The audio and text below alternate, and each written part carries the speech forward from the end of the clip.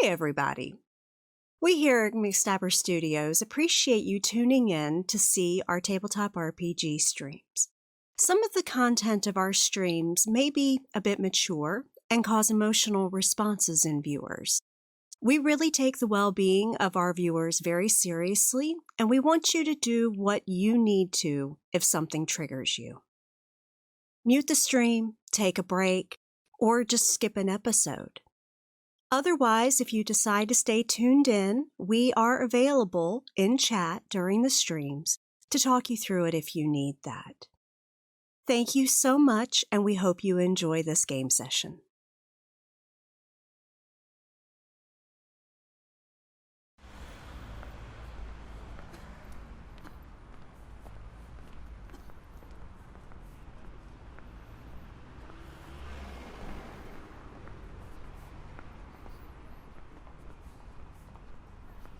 I didn't want to be in the graveyard. He told me I had to go. And then he goes, and they're coming to get you, Barbara. So you've come to speak with your boy Twitch once again. Seems like only yesterday we were first talking about Chicago, and here we are. Seems this coterie has got some problems now. Maybe not just for this coterie, but all of the kindred of Chicago. The truce that was with the lupine is in great danger. Someone killed and skinned a lupine and left it tacked to the front of one of Kevin Jackson's establishments. I wish I could have seen his face when it happened. Yeah, and it seems there's a new kindred in town. Miss Delilah. I've met her once in New York. Very interesting individual. Very smart. Well, for a Torador. I wonder what brings her to the city. I guess we'll have to find out, shall we?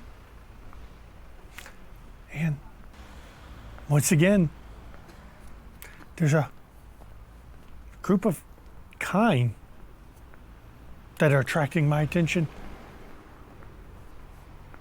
They insist on walking the Onyx path. You might say they're stuffed with questions. This is your boy Twitch, and we'll be talking. And then we went to the farmhouse and we tried to hide in there. And they're so slow we can walk past them.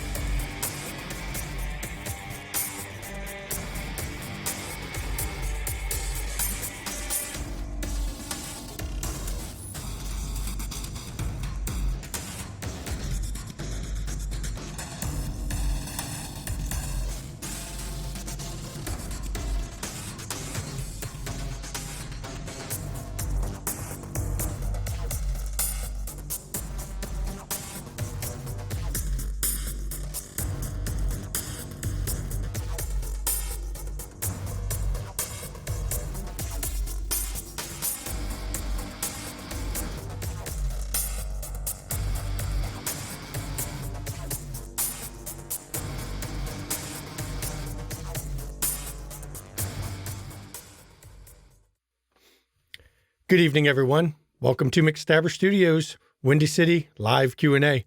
I am Shanky McStabber, of course. I am the storyteller of this group of troublesome kindred. And I will let them go around the table as always and introduce who they are and who they play. Hi, I'm Gavin, and I play Lamar of Clan La Sombra. And I'm Rylyn Dare, Shanky's wife, and I play Jacqueline Durand of Clan Ventru. I'm Urian, and I play Roscoe Acres, Clan Tremere. I'm Mandy, and I play Destiny Star Jones. I'm Plunderloot, and I play Jonathan Berkeley of Clan Tremere. And I'm Lady Marowith, and I play Eleanor Thurston of Clan Malkavian. And because this is one of those special kind of nights where, we're doing our live Q&As, we're taking, questions and from each other and from the viewers, of course, so that we can really share everything with people, I guess you could say. And we'll be watching Twitch chat. Rylyn will read off the questions as they come in on Twitch chat. So she'll keep track of them, and hopefully she doesn't miss anybody. And if she does, just remind her and she'll try it anyway. I'm going to make a recommendation to use your points that you build by being in our Twitch chat. It only costs 100 points to highlight your message. Go ahead and spend them on highlighting your questions. It makes it easier for me to find. Yep. So.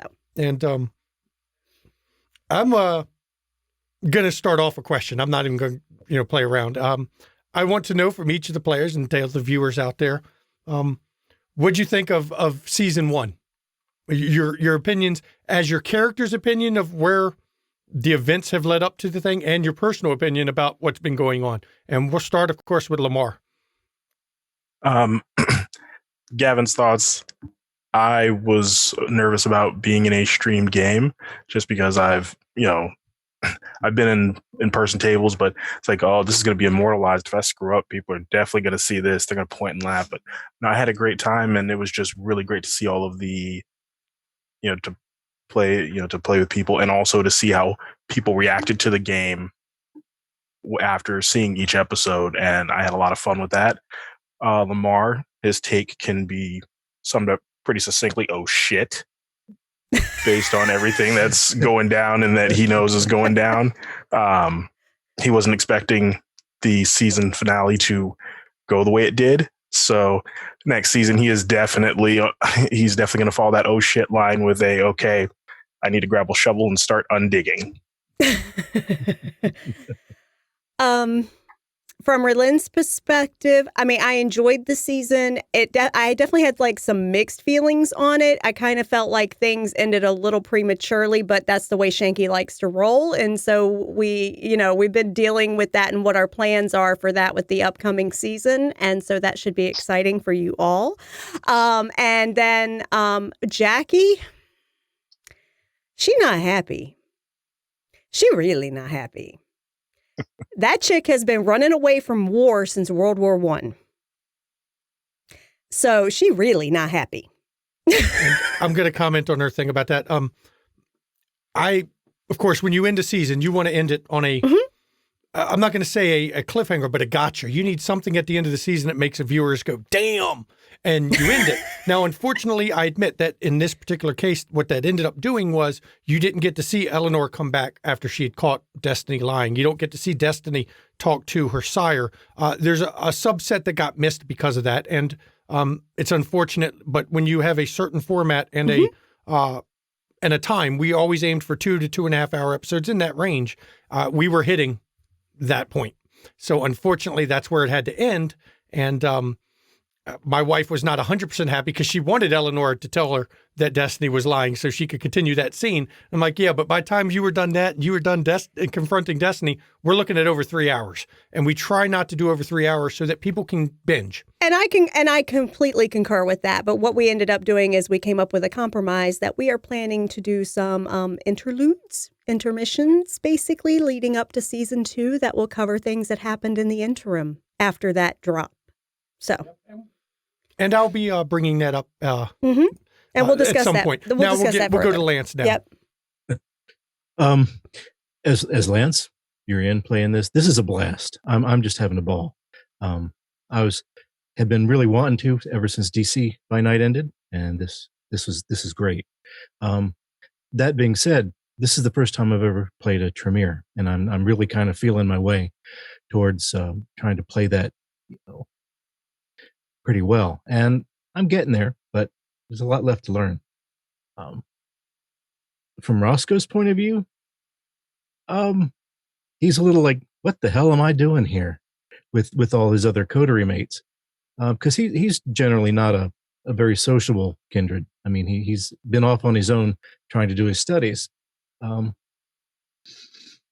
now he's been thrust together with people, and at the end, he got his chance to say he doesn't like the way his chantry's being run. And that promises some fireworks for next season. And oh yeah, he's happy about that. Still the consummate shit stirrer, no matter what character you play. We love you about that. We love that about you. That's just a consistency. Destiny? So as Mandy, this is my first VTM game ever. And I'm still getting a grasp on the system and the style, but I'm having a ton of fun and it went amazingly. I am very thankful to be a part of this. As Destiny, everything's fine. Not. Everything's K. She's just going to keep lying to herself until it's true with that. And for those that wonder about how much is pre-planned and everything, Destiny knew Delilah would show up at some point before the end of the season. She didn't know exactly what Delilah was going to say, what Delilah was going to do, even where she would actually show up. Because I had teased them with a full Elysium event, like, at the Succubus Club with all the kindred and it's a party and, everybody's hanging out. That was not the plan. But, you teased the players with it. And she went into that scene with just an understanding Delilah was going to show up, and it was amazing. I've got to say, that was amazing. Jonathan? As me, Plunder Loot, I'm enjoying it because this is my first time trying to Tremere. A little bit different. Trying to go for more of the pyramid loyalist rather than the rogue wanderer. Sadly, the only member of my house that really likes me is despised by the rest of the community because, he doesn't really run the chantry in a way I think is fitting either, sadly. That'll have to be corrected. The drama intensifies with the Tremere Chantry. Mm-hmm. Yeah, because even though I do like Abraham, he's a fount of knowledge, he's not running the chantry in a way that a pyramid loyalist would like. He's not trying to make that connection back into the ivory tower. I don't like that. As far as Jonathan, oh boy, we screwed. We screwed bad.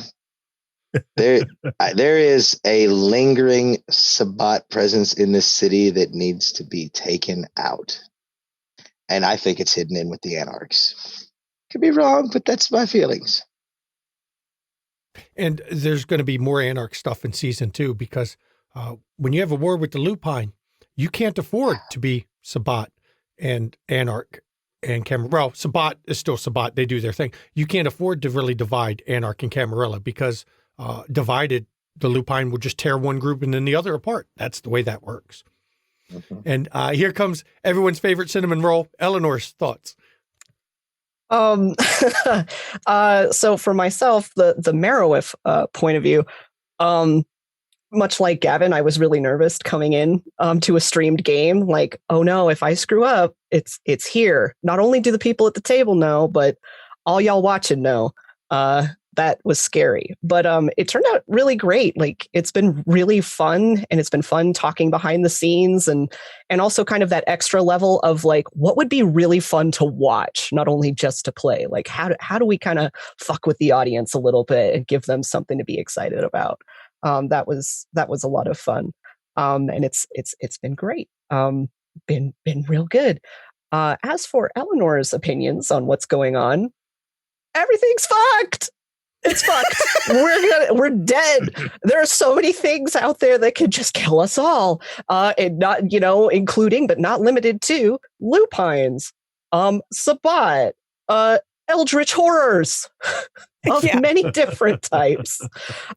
She's just everything's just, and she has a big feeling of responsibility about what's going on, since she can see some of this stuff, and she's starting to get these more direct visions, one might say. And of course, now she knows that Destiny is lying about something regarding her sire, which is, even more what's going on. So we might see an Eleanor meltdown in season 2. Mm-hmm. And I will take some of the blame for that, because when we talk about things to fuck with the viewers' audience, me and Lady Rearmouth have talked, the whole cast has, and there's some storyline plans with Eleanor that I'm pushing. As a storyteller, I'm pushing the Eleanor character in a way that might make her crack. And Lady Mirrorwolf, the player, is going, yeah, let's do that. My own opinions on season 1, Bill's opinion is, watching this group that, first time we've played as a group. I mean, I've played with Lance, I've played with Len, I've never played with Lamar, Gavin, never played with, Lifesaver, never played with Plunderloot. I played briefly with Lady Mirrorwolf in Savannah by Night, but didn't get a lot of chance. My character didn't interact with hers that much at all during that one. And seeing how this table came together of a bunch of players who hadn't played together in the very first episode, and seeing by episode 1 how well everyone played together. As Bill, that is amazing. As storyteller, I laugh evilly the whole fucking season. I improv'd 90% of the season, but it's improv that makes sense because I'm good at that. And I've cackled in laughter the whole time. Now, I have had some problems as storyteller where people have fucked my stories up, figuring things out too early. You're welcome. Yeah. But that's the way you players are, and I'm fine with that, because it just means I can do something different and put more shit on everybody. And as storyteller, the one managing the city, the events of the Lupine War, that came about episode, I think, roughly 3 or 4 is where that whole thread started. It started right around when Tally said he was going hunting. Mm-hmm. And I'm like, yep, that lays the thread, because seeing the player's reaction when I said that made me go, okay, that's a story that's got to happen. Mm-hmm. Because the players, not the characters, the players' reaction was, yeah, they want to, they think this is fucked up and it's going to be great. So that's my views on it. And now I'll let Relyn go through some of the viewer questions. Yeah, let's hit people some questions. And then as the cast, in between some of the viewer questions, if the cast has questions for each other, please feel free to speak up and ask them. Okay, the first one is from Astral Aberration. Question to the cast: where do you see your characters' motivations going and lying as far as going into season 2? So let's start with Lamar. Lamar's kind of divided. He's got his own thing he's working on in the shadows, as Lasombre do.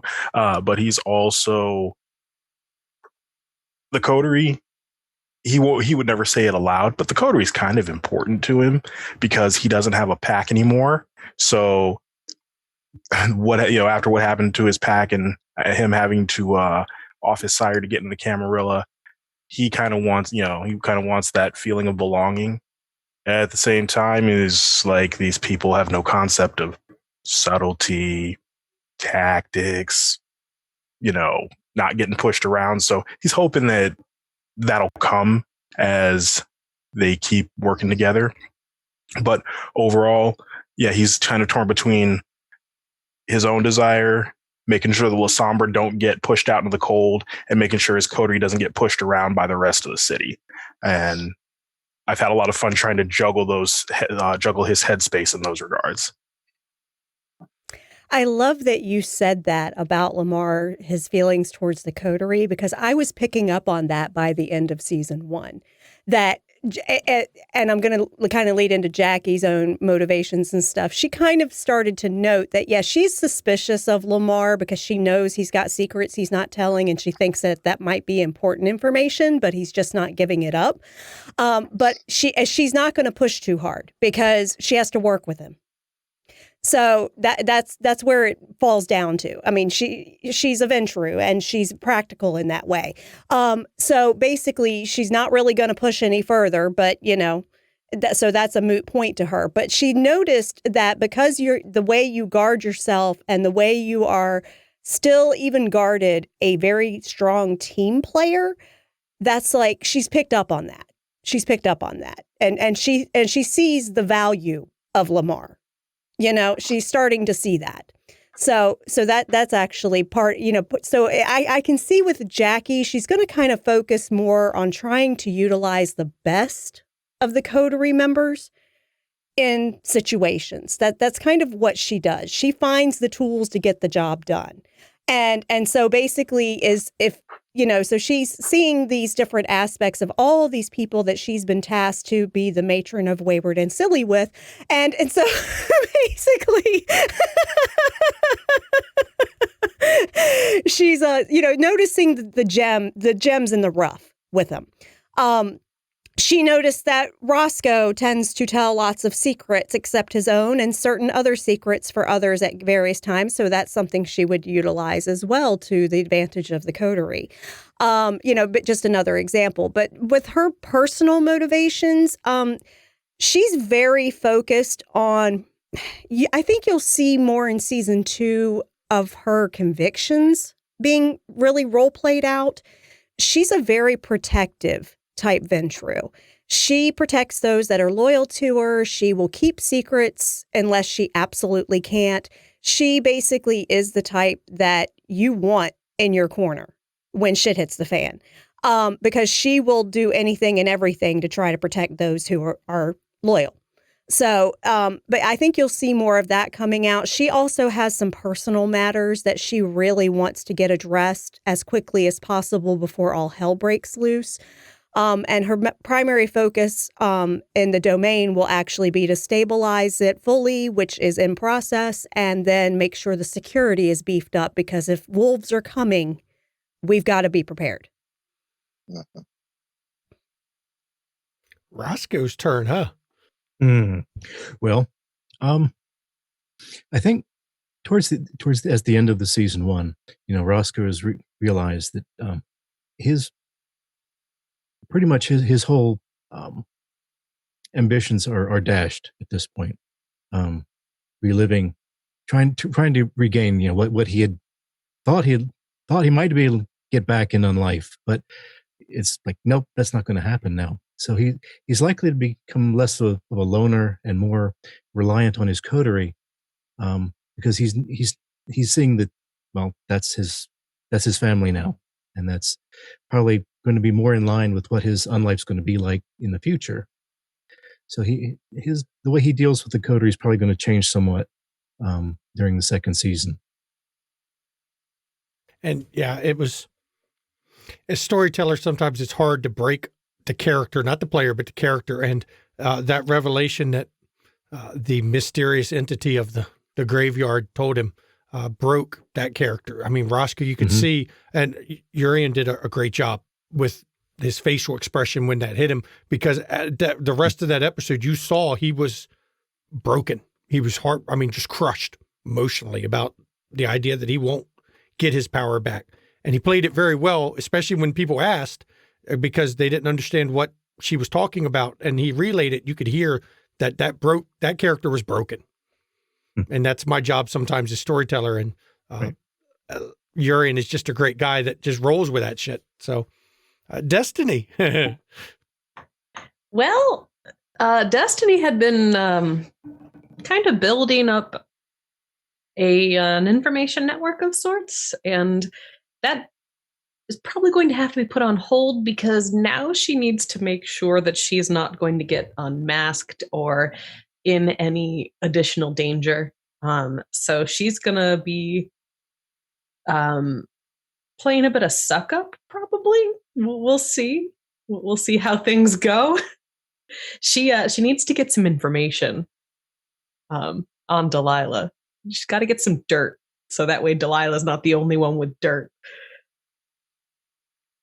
And that is so Destiny. You're going to try to turn the tables on Delilah, because Delilah's statement at the end there was essentially telling you were going to be her bitch in Chicago and do what she says and be her little spy. And yeah, that's so Destiny to try to turn the tables back. It's awesome.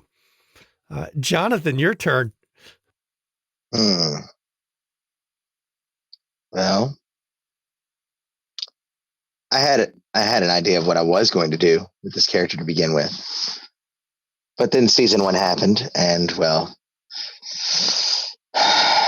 more of a slight change, but more of the investigative and support role is what I think I'll be going in for Jonathan, especially with a member of his family that no one's yet been introduced to. That'll be interesting when that comes out. So that leaves Eleanor. Or Eleanor. Her motivations going into season 2 are very much, she's concerned about the coterie and keeping the coterie safe in any way that she can. And that is going to be pushing her towards attempting to harness her abilities in a way that is more useful. Is she going to exceed? No, she's not going to succeed at that. No, it's not how those powers work, but she's going to try in order to kind of keep everyone safe, because the coterie is like her family. Of course, Jackie is like her family. But Jackie is now like the head of this other family, and everybody else is part of that family too. And she's got this whole mental hierarchy of everyone, but it's Jackie and then Lamar and then Destiny and Roscoe. And Jonathan at the bottom. And Jonathan at the bottom because he's so sus. Yeah, she ain't sure about you. No idea why. I've loved watching that. I've loved watching Jonathan's cryptic answers and the way he's so suspect just by default, when the reality is he's really not. He's not. He's playing everything above board, yes. But the way he acts makes everybody so suspicious, even though he's completely above board. Whereas only Jackie's become really a little bit suspicious of Destiny, and then Eleanor after the last episode. When you think about everything you've seen, the two most suspicious members of this coterie are Destiny and Lamar. Yes. Oh yeah. Eleanor's definitely begun to think, between the last 2 episodes of the season, it's like there's something wrong with her. Yeah. I'm going to throw a bonus fact out there. And then, oh no, he locked up. Oh, there's a bonus fact. There's for a you. bonus fact. Oh, that's awesome. New meme, get that. Oh, that's awesome. Oh no. Green, grab print it. Screen. Hang on. We got to have a print screen of him frozen because we like to use these frozen kind of images for people. That'll be in the season 2 break.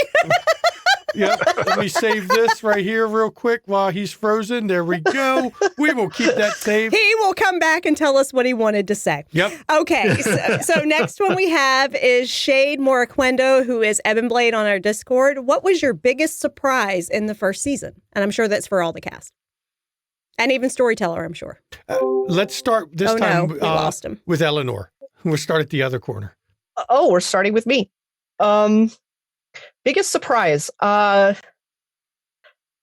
Horrors.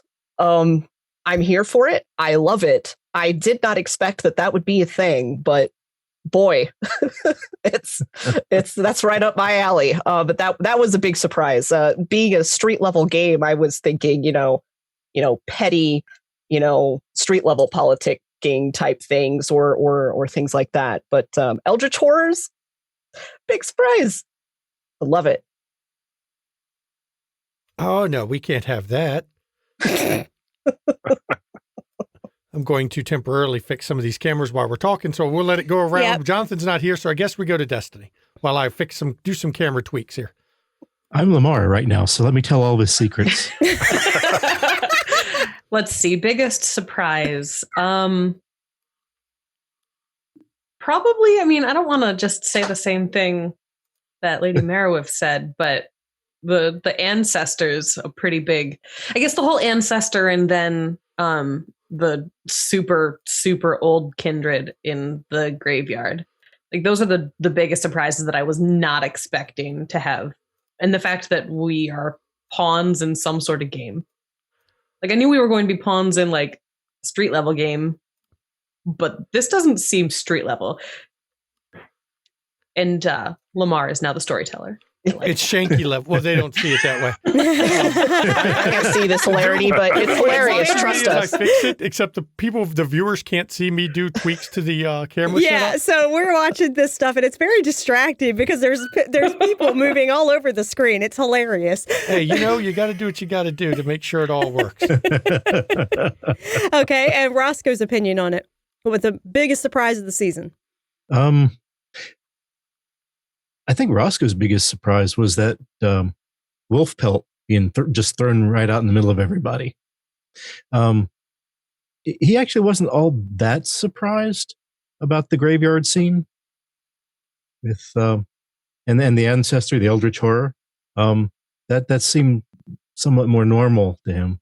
It was the wolf pelt was kind of more shocking on a personal level to him.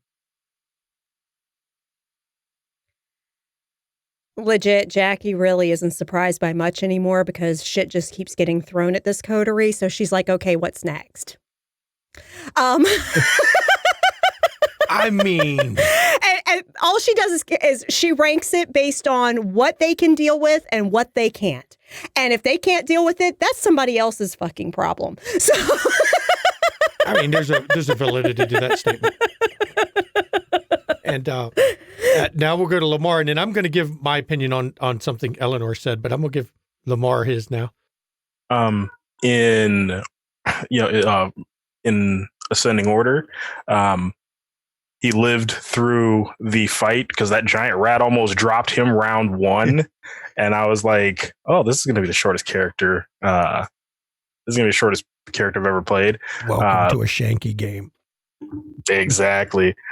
Escaping Portia and not having her show up at his place the next night, like, hey, how you doing? Let's talk. And having his brain turned into scrambled eggs. Dropping that body after the fight at the new club because I was like, okay, maybe he'll be hungry. He'll hurt someone, but he won't kill someone. Oh, he did kill someone. All right, cool. And then, but I think the biggest one was meeting the other eldritch horror in the city and realizing that this was a street game and now we're playing with the big kids anyway. All right. And I'm going to give a couple comments. First of all, yes, welcome to a Shanky game. I know how to make a rat a scary fucking thing because a lot of people hear rat and their first response is, it's a rat. Who cares? Bullshit. Go ahead and I dare you to say who cares because I know how to fucking pile disciplines on something. And as to Lady Mirrorwolf and street level game, yes, I say street level. Street level means you're not on the Primogen Council. You're not interacting really a lot with the Primogen Council.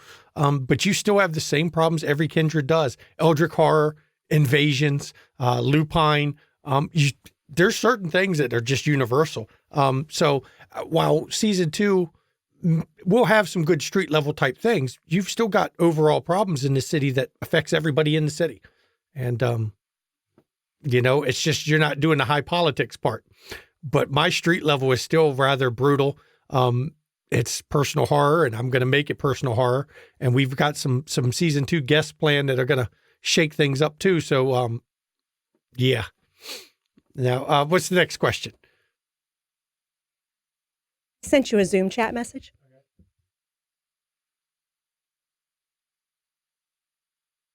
Oh, okay. I didn't even, I thought you did that. No, I said it from Jackie's perspective. Anyway, let me go back and finish answering the question. It as a player, yeah. As a player, what really surprised me the most was not the things Shanky threw at us. I've experienced Shanky drama in his games. I know how he likes to ramp things up.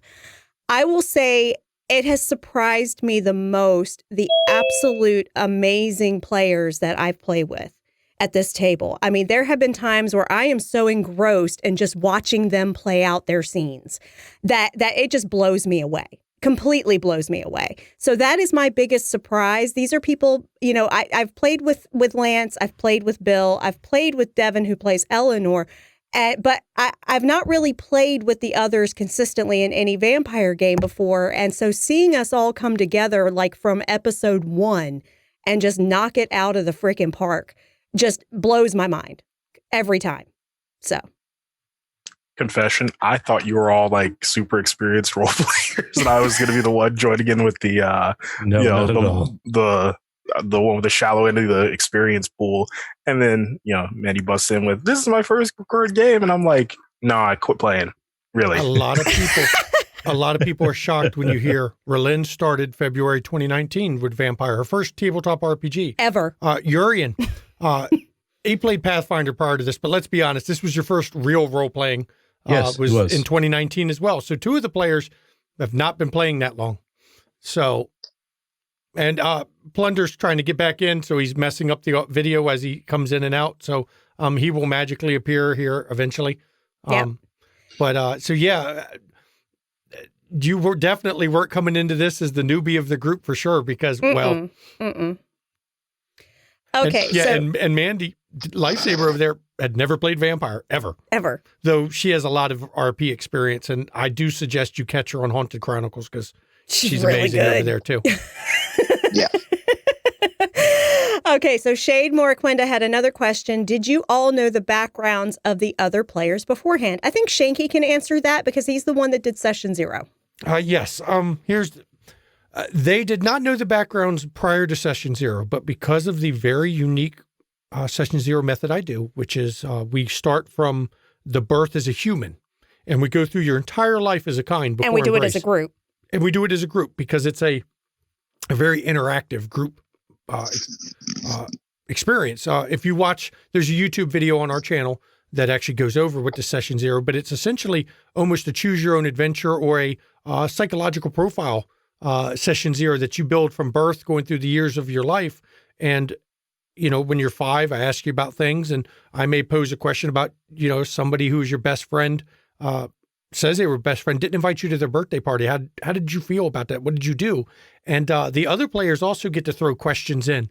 And as I recall, the first 4 done because it was based on character age was Lady Mirrowif, Relyn, Urian, and Jonathan were done first, which left Lifesaver and Lamar, Lifesaver and Gavin there to get theirs done.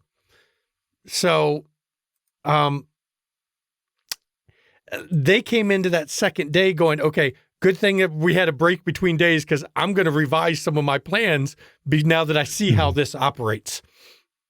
Because it makes some of the best damn characters. I'm not going to lie. Yes, you know all the secrets of the other players, but if you're good role players, you don't meta that. And if somebody really wants something secret, that can be arranged with me private anyway. But it allowed for very easy backstory interweaving. That's why you see some of these people that Eleanor and Jackie go back, and then you hear that, Jackie had met Roscoe at one point. And then you hear Lamar, or Roscoe kind of recognizes Lamar, but we don't know from where. Mm-hmm. And Jackie had known Jonathan from New Orleans. Right. In passing, not close or anything. Right. So that's why you see these kind of events, is because we did this together. So it's great. And but it does let them know each other's backstories. But you also see, because they knew the backstories, they could role play and tie that stuff in a little better. So there's advantages to that in a lot of ways. And that's just, I do that even for non-stringed games, to be honest. So. Okay, so Ravnos Archon has a 2-part question for everyone. What hope did you have at character creation that you think came to fruition? And what regret do you think has bubbled up since then to now?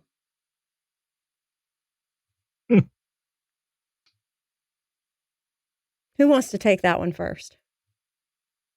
I say we let Lifesaver answer that one first. Okay, let's do Lifesaver. I hoped at character creation that I wouldn't mess it up because I'd never played this system before. And as far as regrets, I don't. Or I wish maybe in character ones. No, I think it's. I don't know. It's hard because I feel like part of me wishes that Destiny had spent more time building more ties, like tying the coterie closer to her. But at the same point, that's not Destiny. That's not who she is as a person. And a lot of people don't know her backstory, and some of it will come out, some may never come out, but Destiny's definitely the type that would have trust issues. Mm-hmm. Yeah. Big time. Yes. Big time. Indeed. Huge trust issues. So like part of me as Mandy wants to be able to like call on the members of the coterie and have like more heart-to-heart conversations, but like that's not who Destiny is. She's not a heart-to-heart conversation person until you're like so entrenched and entwined in her. But I think my first thing of my hope was to not F it up. I think I might have done that. So I think I'm okay. You did not fuck up anything. Trust me. I am proud of this table, at the story that's been told for this season, at the way they play together, at all of it in general. And I will say that as a storyteller, I have been very lucky with the quality of players I get. And considering we recruit straight from the Discord, I am astounded that we've built a community of such amazing people to play with. Mm-hmm. Amazing role players, truly. Mm-hmm. Okay. So who's next? Lady Mirwiff. Okay, it's me. Yeah, that's you. Point, you're it. It's me. No skills. No. The biggest thing I went into character creation wanting to do was making a seer type character that could, just use premonition and do weird things like that.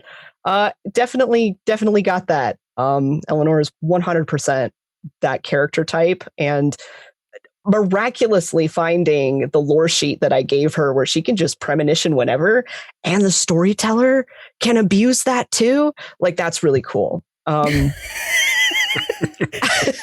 As for gave me ammo. Yeah. as for any kind of regret, like, that's hard because if you'd asked me this question like halfway through the season, it might have been, oh man, maybe at the very beginning I should have like talked to Shanky and like got some ideas and then he just did them anyway.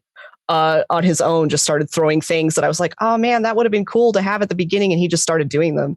Rolling premonitions in the background, and all of these other woo spooky things. And so that would be the only one, but it happened. So I don't know. There's got to be a build up to that stuff, and I'm going to put in here before we go to the next player that the purpose of season 1, I like to do things that you never see. Every other stream you see with vampires, you see a coterie that have been together a while. They may have 1 new member, 2 new members, but the core coterie has been a coterie a while. I wanted to go around that. So a lot of what you saw in season 1 is what I call building. Season 1 is almost a giant session 0 in the conventional sense, because you're seeing what started to forge them as this kind of coterie. But you got to see it play out every week instead of glossed over. Well, they've been a coterie and there was a war, and that there's something under there and they killed a Sabbat. No, you got to see that part. Are they bonded as a coterie? Probably not, but they're getting there. So we'll go to the next person now. Who's the next one? Lamar. Tag. So what the hope I had was that I would at least convey that Lamar was competent at what he used to do, that he was a killer for the Sabbat, and that it carried over from his human life, that he was someone that you did not cross unless you were willing to get killed, or he was the guy you called when it's like, I need this person dead, overnight. And he's like, the FedEx of murder is what I was going for. And I feel like mostly just in his scenes, when people encountered him, given the merits and flaws that he'd chosen, people got out of his way. They moved aside, or they at least, didn't go in. They didn't take the immediately antagonistic position towards him. without thinking it through. If I regret anything, it was not having it would be more not having a clear idea of what I wanted him to do from the outset, because I had like 3 ideas and I started with one, and then towards the end of the season, another one presented itself that I really enjoy, and I hope I do get to explore that. Because I realize now it would have fit a lot better with the concept that I came up with for him. So I think that will present itself in season 2 and further seasons. And that's the beauty of vampires. You make a character at the start, but how often do they really grow into what you envisioned at the start after you've played them a little while? Never. They never come into their own until you've played them. All right. Let's see. The hope I went into at character creation was that I could convincingly play a Ventru, but not your typical American Ventru. This was a cosmopolitan, Parisian, European Ventru that basically is not like her American cousins at all.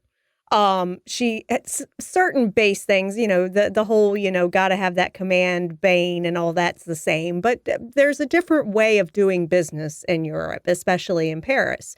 And so basically I wanted to portray a slightly different take on what you typically see in streams on Ventru. And I think I succeeded with that. She came off almost very stereotypically Ventru as far as what's expected in the very beginning. But as she started to get used to these kindred around her, that facade started to drop a bit. And they are starting to see more of what she really is. They still have no clue what she really is, but they still have a better idea of personality-wise what she is. The regret that I have is that there's only 10 episodes a damn season, because I would play this every fucking week. There's a reason. Oh, by the way, I'm going to say this right here. Sylvanov has gone on a fucking stabbing spree. He is gifted 10 subs. Wow, so far. Thanks, Sylvanov. He is just literally going mass murder. Wow, thank you. On this Twitch. So we love you, Sylvanov. I apologize, victims, but you have now been stabbed into the McStabber family. And welcome. Just so you know, Saturday nights, catch Sylvanov on his stream, Prince William by night. He streams Vampire right on Twitch. So yeah, catch it. Jesus, and he's doing even more. He's okay, let's get back to Roscoe. He's still stabbing. Hey, clean the knife once in a while after you do it. Roscoe's turn. Well, I set out to create a Tremere character because I'd never played one before, and my hope was that I'd be able to play it pretty well, and investigate, some of the deeper aspects of blood sorcery and maybe mixing it with some of his mage beginnings. And that was just blown to hell by Shanky. That's just not going to happen. And that's okay. I mean, he'll move on. He'll find other things to work on. As far as regrets, he regrets nothing. Does he want to? Yeah. I believe it. Totally believe it. All right. Shade Morquenda also asked, what is your favorite thing about your own character? Let's start with Roscoe on that. Man, what's your favorite thing about him?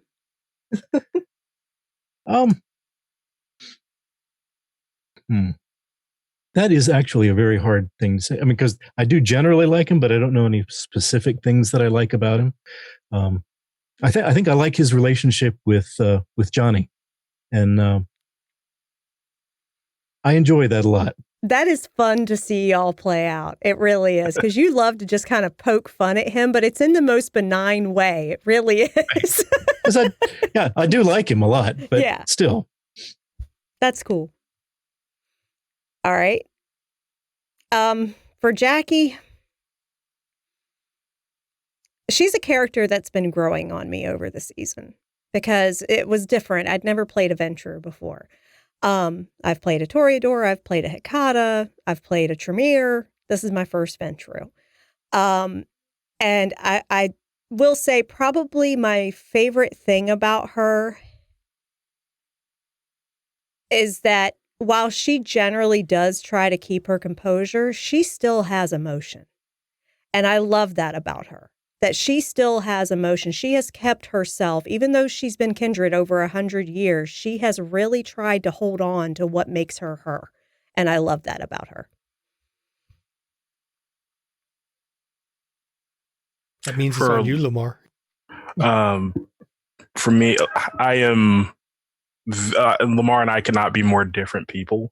I like to think things over. I'm kind of I try to be deliberate in things that I do. Lamar is about that action. Like if you say someone needs, you need backup and you think it's going to be bad, Lamar will grab his gun, his knife, and he's ready to move immediately. You did. Somebody knocks on the back of your Haven door and you immediately pull out your piece.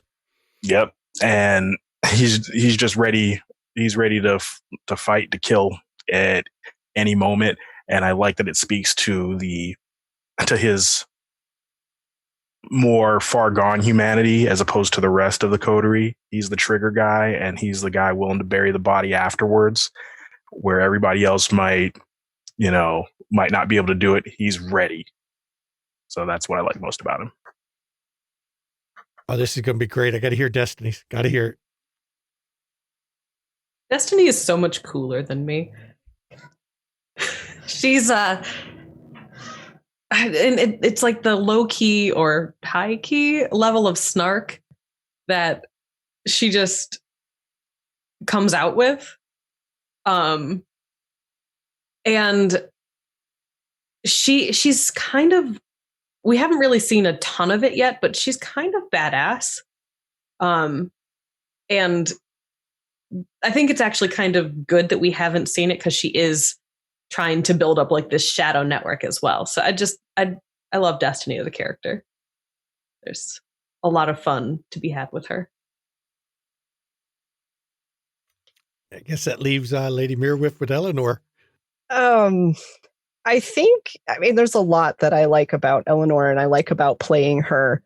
And it would get too long to list it out, but I think there hasn't been much of it in season 1, but I really love that she has this outer veneer of sweetness and unicorns and rainbows and sunshine. And we just want everyone to get along. And some of that actually is, deeply ingrained as well. But really it's a veneer that underneath there's something else.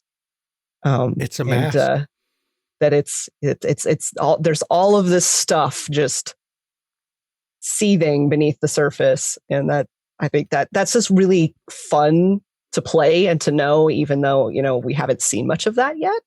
Having played gone through the sessions here and seen the character's actual backstory, the Eleanor that we've been seeing is a mask. And I love it. Right. It's her defense mechanism against the realities that she doesn't want to accept. And I will answer in my own way on this one. I have a favorite character for Chicago that I love that was surprising me. I didn't think I'd enjoy it, but I do. I love being Nero. I love acting as being Nero. a monster. I didn't expect to enjoy playing a dead kindred in a lot of ways. Emotionally, mentally dead. His humanity is so far gone. He's more a monster than anything. But it turns out I love being Nero. So anyone who thinks this group is going to get away from him, no, you won't. I'm going to bring him back a lot. Spoiler, that's also my favorite SPC. Same. Because he is so fucking creepy, but so fucking fascinating. Yeah, so he's going to keep coming up because, he's fun. Unless Lamar tries to kill him. Though I would suggest to Lamar not to try to kill him because Nero, he's not as old as his humanity suggests, but he is old. Yeah. Okay, so I guess next question. Okay, next question. Shade Morquenda giving us all the insight questions today. Your next one is, what is your character's biggest fear or worry for the next season?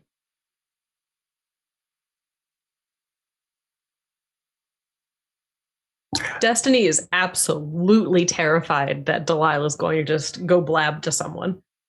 She's got a lot at stake.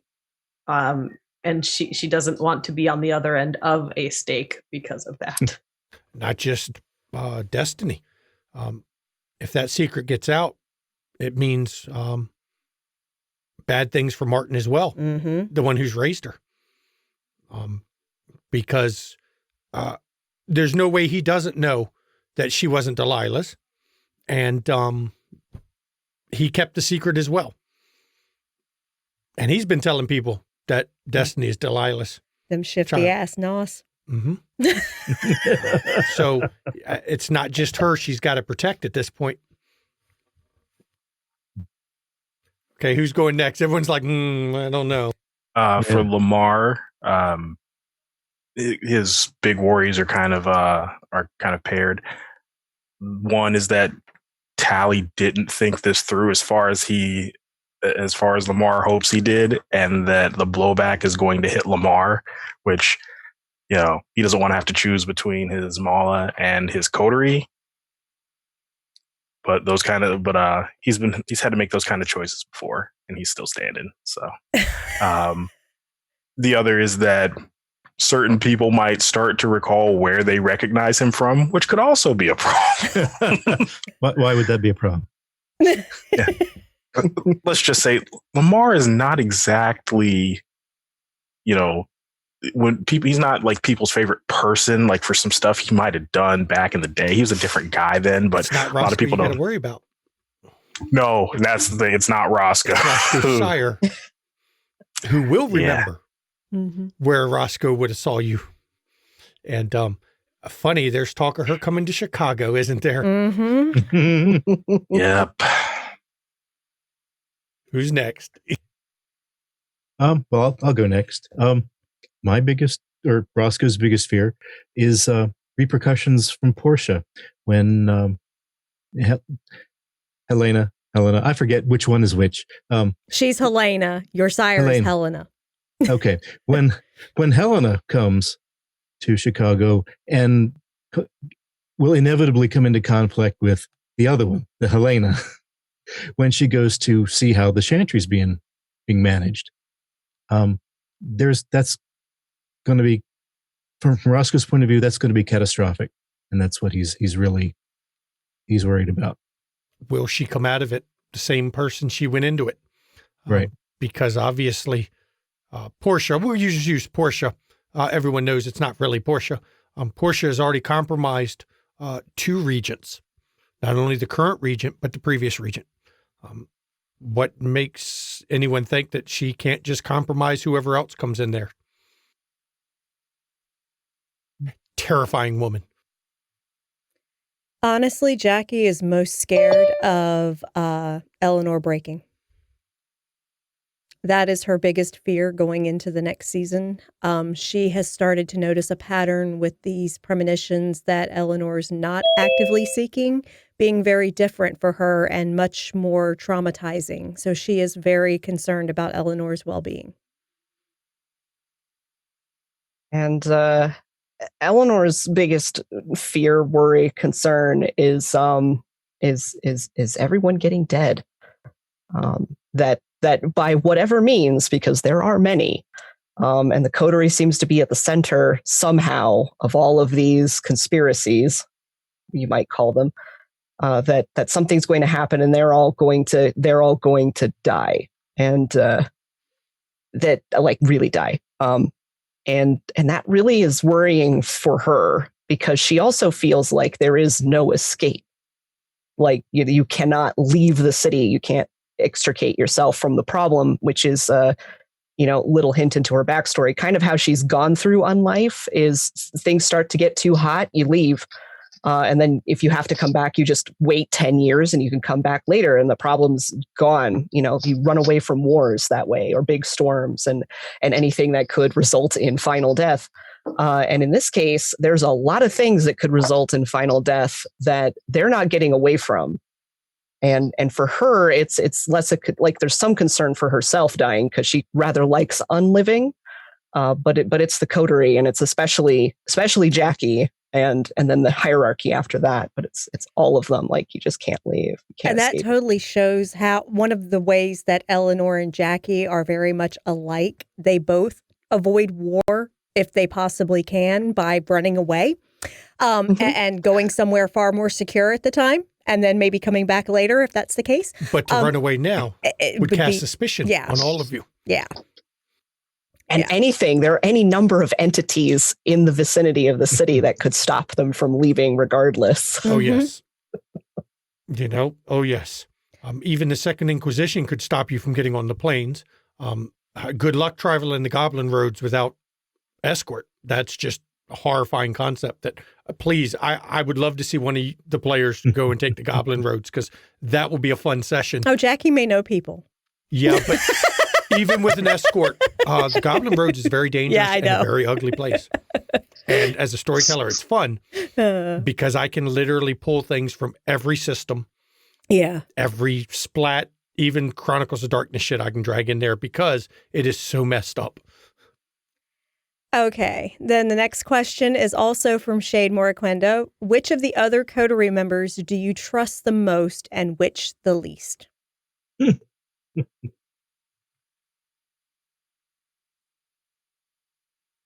And Plunder ain't even here to defend himself. No, he ain't. We can all gang up on him.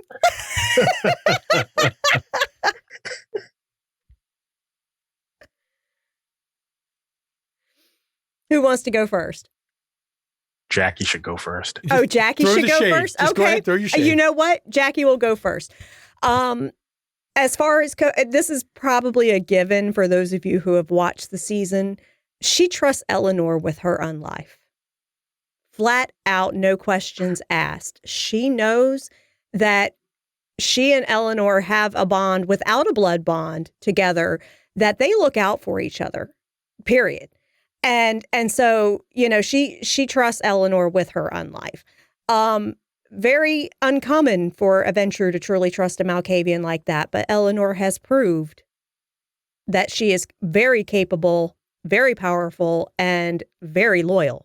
So she's earned Jackie's utmost respect. Which one she trusts the least? It is honestly a toss-up between Lamar and Destiny. It is a freaking toss-up. I would actually say it leans more towards Destiny. Because she worked out a deal with Destiny, but she doesn't feel like Destiny really meant that she would be loyal. That she was getting lip service. So she has concerns. And that's Jackie's opinion.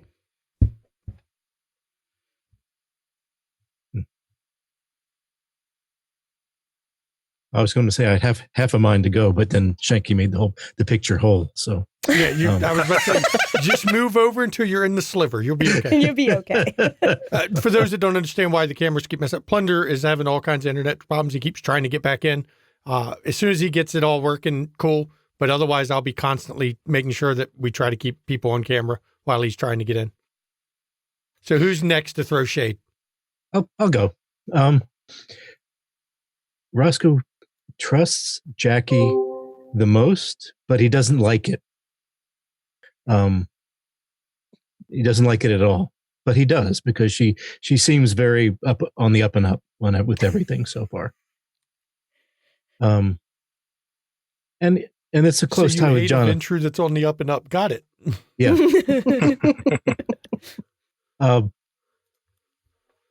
The bottom, Destiny's just a little sketchy. Yeah, she's way sketchy. I mean, I'd like to like her. I mean, she's a very nice person, it seems, but it's just there's something there that's like, I don't get it. There's something not right there.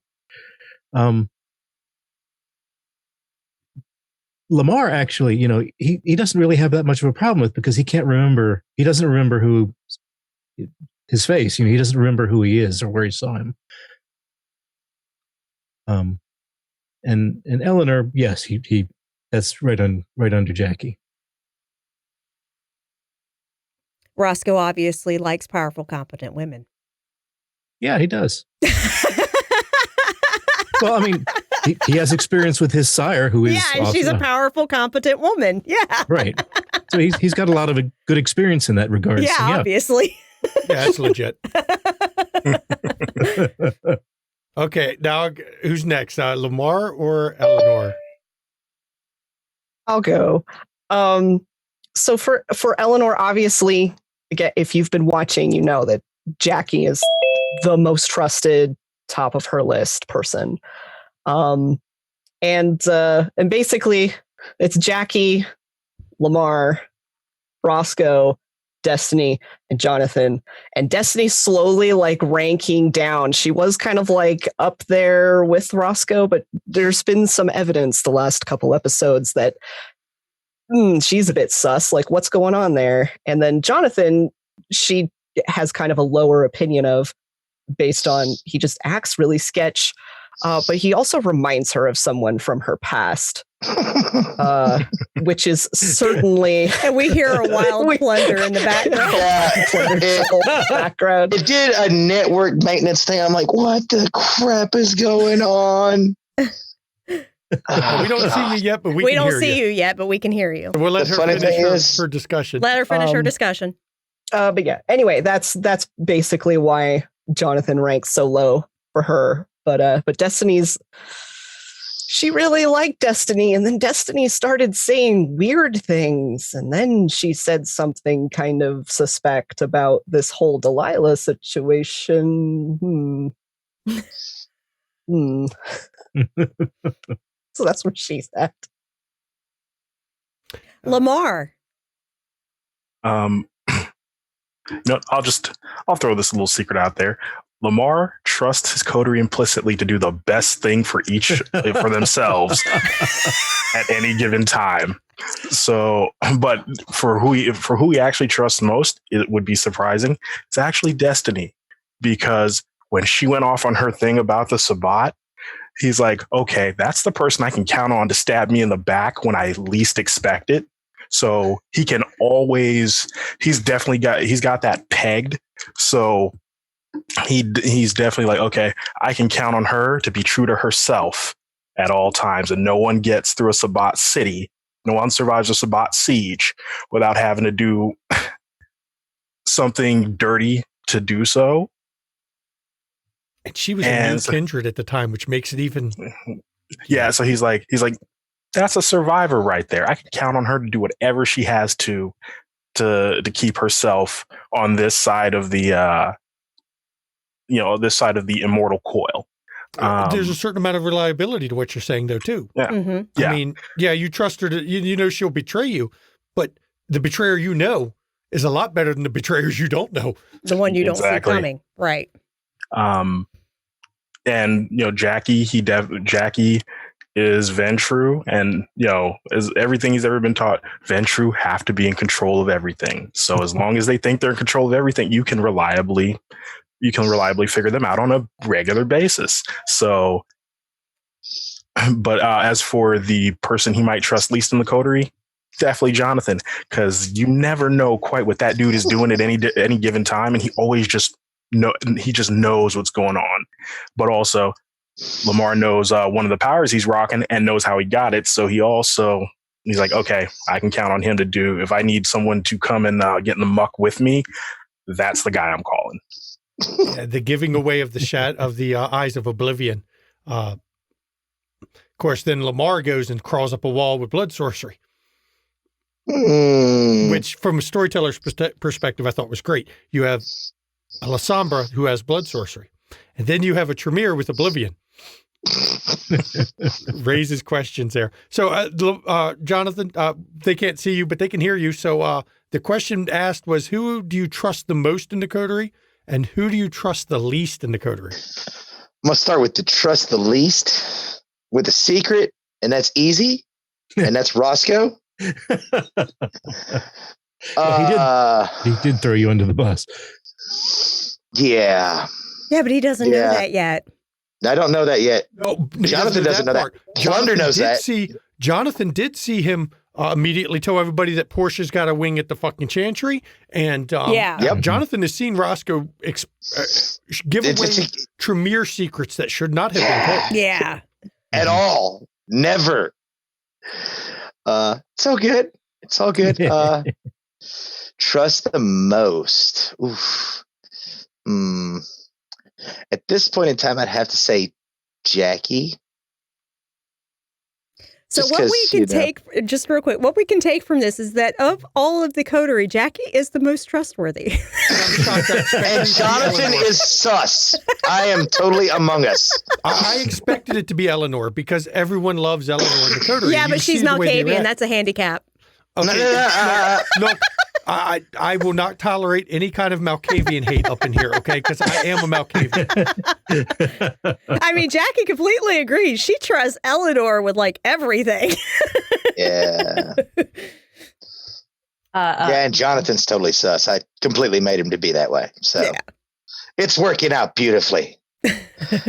So Destiny is going to throw a little bit of a wrench in Jacqueline's trustworthiness. And this may be a little bit of a shocker, but Destiny trusts Jackie the least out of anybody. Might be her mommy issues. Might be her mommy issues, but she 100% trusts Jackie the least. And to kind of piggyback off of Lamar, Destiny trusts Lamar the most because she feels that she understands him. She understands his motives and she can use him. So she feels like she has recognized a tool in Lamar and with the right honing can make it into the purposes that she needs. That is totally on brand for her. And Destiny would think that Eleanor is the most trustworthy, but she doesn't want to use Eleanor because she actually genuinely likes Eleanor. Oh, that's so sweet. Her opinion may change when Eleanor snitches to Jackie that Destiny is logging. We'll see. Sorry. Oops. Yep. Okay, next question. Hang on, before we get to the next viewer question, because I know we've got some more. Any player here want to ask a question of the other players of the storyteller? Or do we want to go straight to the next viewer question? We didn't hear who Destiny trusts the most. Yes, she did. Oh, Yes, she She did. said Lamar. She That's trusts right. Lamar. We did. That's, Yes. That's right. Sorry. Yeah, Jackie the least, Lamar the most. Sorry, Roscoe, Okay. it's not you. No. Darn it. I will say, viewers, make sure you are highlighting your message. Except some can't. Sylvanov has a problem. It won't let him highlight. And Okay. there was somebody else who it wouldn't let highlight too. Oh, okay. Well, it's really hard for me to see the questions, so you may have to repeat them. Yep, there, one of them, Sylvanov, it did highlight for Sylvanov, and then it wasn't Well, before. we're not so. down there yet. Yeah, I'm I'm just letting still you know. way up in the chat. So I okay, guess so we'll wait on stories- player ones and go back to viewer ones. Yeah. Yeah. Stories Before Sunrise. Okay, smart ass. No wig for the Q&A, Jackie. No wig for the Q&A. We are not in costume. I am in costume except for a for reason. Bill, because he's ADHD and he really needs it to focus. Yeah. I'm trying out the new power of obtenebration. I think it's working. Yeah. No, he's got, Jonathan apparently invested in Obfuscate. Yeah. Yeah. But he also has Stories Before Sunrise has how's the feeling of Tremere from different houses in the same coterie? I know it's Roscoe's first round playing a Tremere. Don't know about Jonathan. First round as well. I have portrayed them as an ST, but as a player, it's different. Especially the way I decided to go with Jonathan, because he is ex-Sabbat, ex-Inquisitor. So yes, he was an Infernalist hunter that found out about the Camarilla and decided that that was a much better alternative to the Sabbat way of life, and then went on his quest that took a while to get the pieces in place, and then presented his sire to join and be a faithful and true and loyal member of the Ivory Tower, regardless of what all the rest of you think.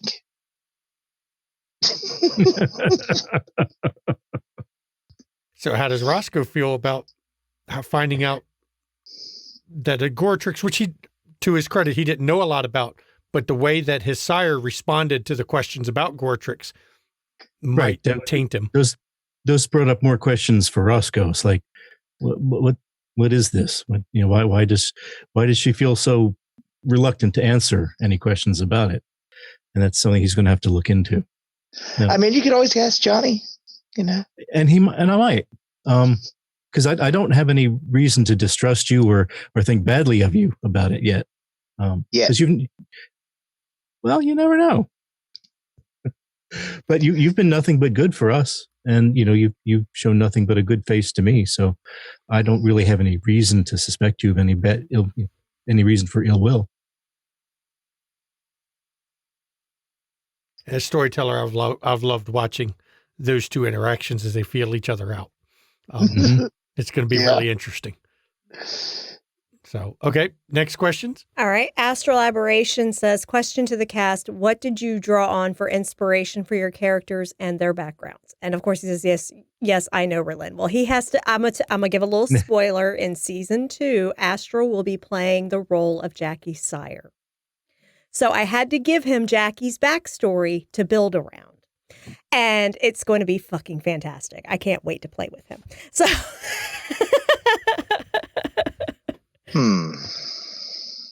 Good question. So who wants to answer that one first? Yeah, so what inspired your backstory for your character? Well, for Lamar, it's based on a former / current TV show that I really enjoy, and really it came down to an issue between father and son, where the father had been keeping secrets from his son his entire life, and then the son decided that he couldn't trust his father and had to take him out because he was getting in the way of his future. And that's exactly where the line came from. Okay, what show is that? It's called Power. Oh yeah, I've caught a couple episodes of that one. That's a good one. Mm-hmm. Yeah. But yeah, it ended up coming out that the main character never saw it coming, because he thought he had everything under control until right up until the very end, and then it was like, oh, this really is karma. And with Lamar, and for Lamar, his whole thing is he's always been trying to get to the top of, trying to be in control of his destiny, and in control of his destiny, in control of his life. And there's always someone getting in his way. And, finally he decides, no, I'm not going to take it anymore. And if you're going to step between me and what I want, then I've got to remove you. And I really like the idea of playing someone who's just willing to get down like that and go for what they wanted at, the cost of, at any cost. Destiny? I just kind of rolled with it. I came up to the session 0 with I've never played vampire before. I don't really know what I'm doing. I have a birth date and a general idea of a cooler version of myself, but a lot cooler. And then it just kind of went. And that amazing session 0 made it what it became. Yes, definitely did. Jonathan. So I honestly, I started off thinking of doing just like a turn of the century, 19th to 20th century occultist that was groomed with the proper people. I was originally going to go Ventru because they're my favorite clan. But then I was like, let me try something a little different. And I haven't really blossomed into what I want Jonathan to become. I'm kind of keeping that in the background right now. Okay. Eleanor? Well, when I went into session 0, I knew I wanted to do a seer character, and I was leaning towards Malkavian just because I thought that with some history stuff, when I picked her birth date, there was a lot you could kind of play with there that's really horrible, and you can really traumatize a character that way. And that's kind of where the inspiration started. And then during session 0, Shanky throws this one question that just sparked off the whole rest of everything, and it was amazing with her backstory and how her sire came into her life and everything. That was chef's kiss perfection. It And- was so good. And I have a It was plan good. for your sire eventually appearing, but as I've said before, for that particular sire, there will not be a guest player to play it because I want to make sure that it's handled respectfully and correctly. And the best way to do that is to keep that character as an SPC. I just That's all gotta the hints say, you get. in Zoom chat, Mandy is sitting there saying to Gavin that they're building a better hate story than Twilight. It's awesome. I have already said, for those that watch Savannah by Night, the Killian Lydia drama that went on, everyone kept saying, trying to ship Killian Trying to ship and them Lydia. together because of their, I guess they imagine them hate fucking or hate fang banging. I don't Yeah. know, but Destiny and Lamar is going to be the new Lydia and Killian. yeah, they To are. be fair, the conversation started because Lamar kept saying that he was trying to control his own destiny. So I said, "Don't try to control destiny; it doesn't go well." But you're fated to be with Genghis. That is What is she true. going to think? Roscoe, how about you? I didn't really have a whole lot of idea going into it with the Tremere character, although I did base, since we were looking for like a 120-year-old character, I started with my own family back in West Virginia and just grew from there. And it really was during the session 0 where Shanky made some suggestions here and there that really gave me the ideas of where I am. One of them was that we actually was before session 0. I'd actually asked you, what do you think about playing a Tremere that was a mage? Yeah, right. Yeah. Got embraced. And we talked a bit back and forth. And he's like, yeah, let's see how that plays out in the session 0. And boy, did it. It really did. It was so good. Yeah. Yeah. Yeah. Okay, for Jackie, I got inspired by a story I read about a Parisian apartment that had been abandoned since World War II that had gotten opened up a few years back. That was basically the apartment of a well-known courtesan in Paris during the Belle Epoque period who was lover of an Italian painter. And I basically said, oh my God, this time capsule apartment is like the perfect fucking story for a kindred. I have to make this.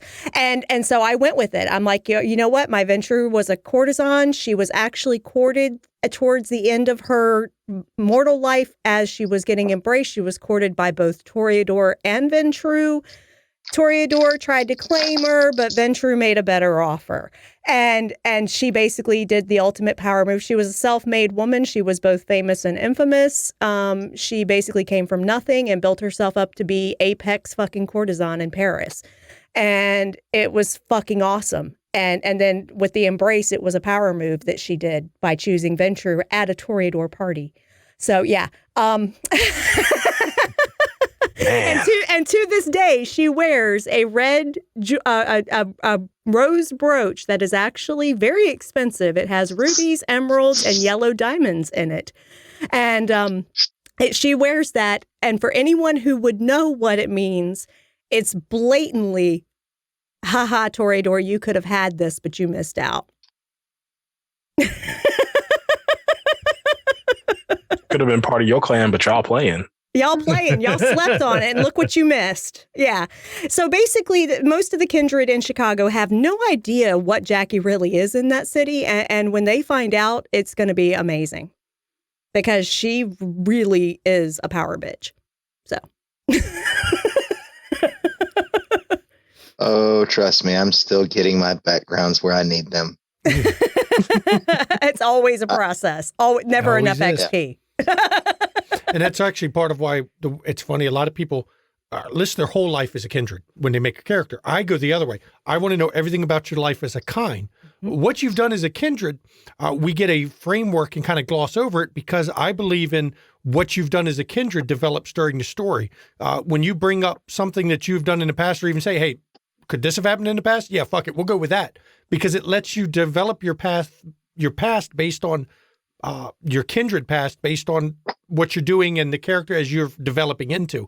And I think that actually creates a better kind of a more cognizant kind of backstory, and it allows it to tie into the story a lot more than otherwise. Yeah. Because if you go into a game 6 players and all of them have every ounce of their life as a kindred mapped out, there's a lot of not interweaving. Yep. So that's everyone basically how they came up with their background or inspiration for their characters.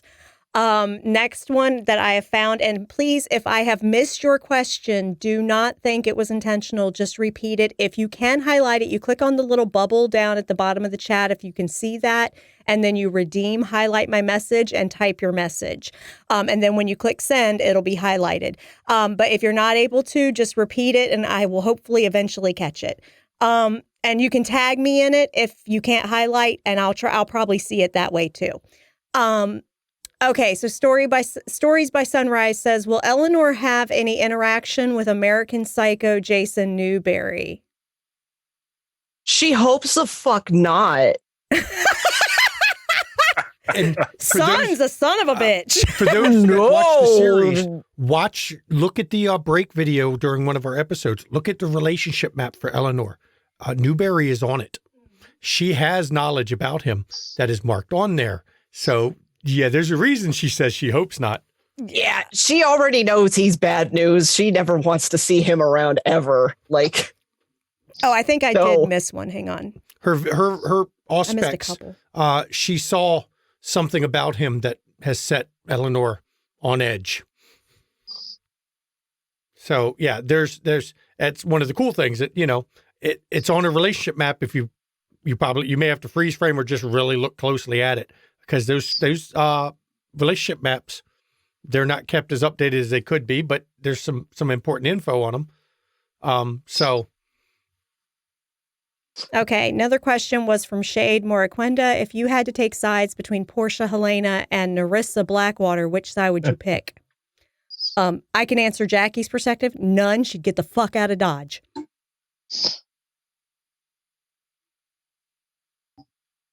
Destiny is of the thought that her side has already been picked for her and she has no choice in the matter.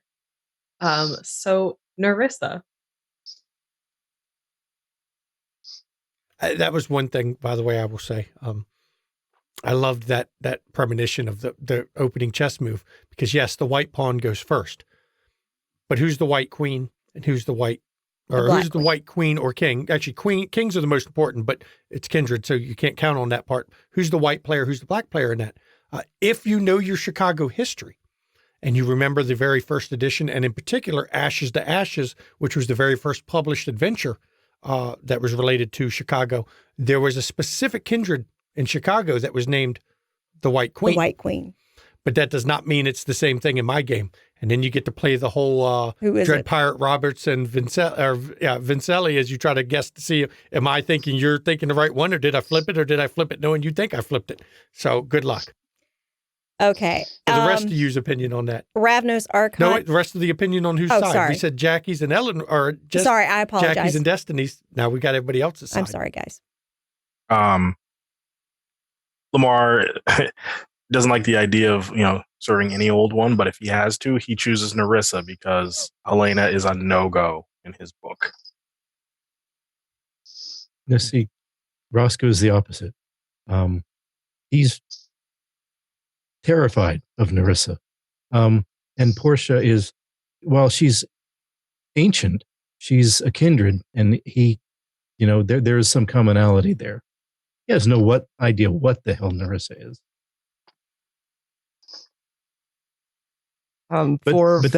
Sorry. No, go ahead. No, go ahead. Go ahead. I was just going to say, but that opinion may very well change as the story progresses in season 2. Okay. Finished. Okay. Sorry. For Eleanor, she would be of the opinion no choices get out of Dodge too. But if she were forced to pick, it would be Nerissa.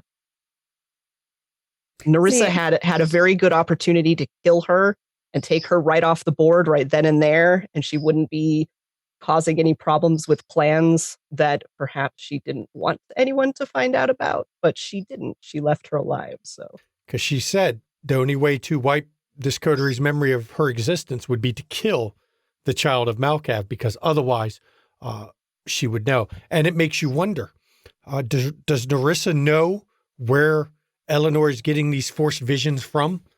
Because there's two different places these visions are coming from. One is her visions, which fit a certain format.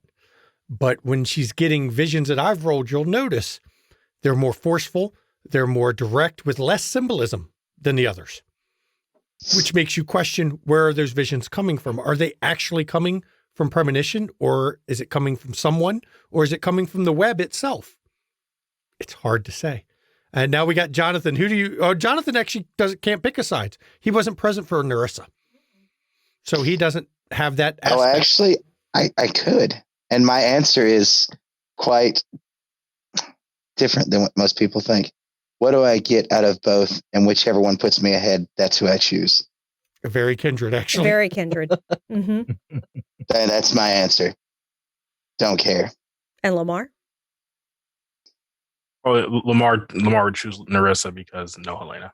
He already said. I'm sorry, I didn't hear it. Yeah, I apologize. My chat got really screwed up. It skipped ahead when it shouldn't have because I had it paused for scrolling, but it just did it anyway. And so I probably skipped over some questions. I'm trying to go back. Yeah. I was trying to find back. Yeah, he said my Helena's a no-go. Just flat out no-go. I feel you on that. I feel you. Okay, so Ravnos Archon, if Eleanor is the cinnamon roll of the group, what is the pastry equivalent of the rest of the coterie? Oh, that's.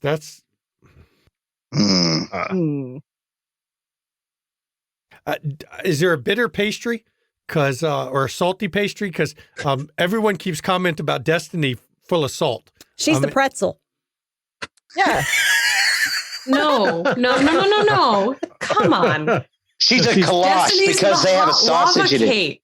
Yes. No. Overcooked molten lava cake that's going to burn your mouth when you bite into it. Okay, I'll go with I'll go with that too. You're a caliche because there's smoked sausage in it and salty.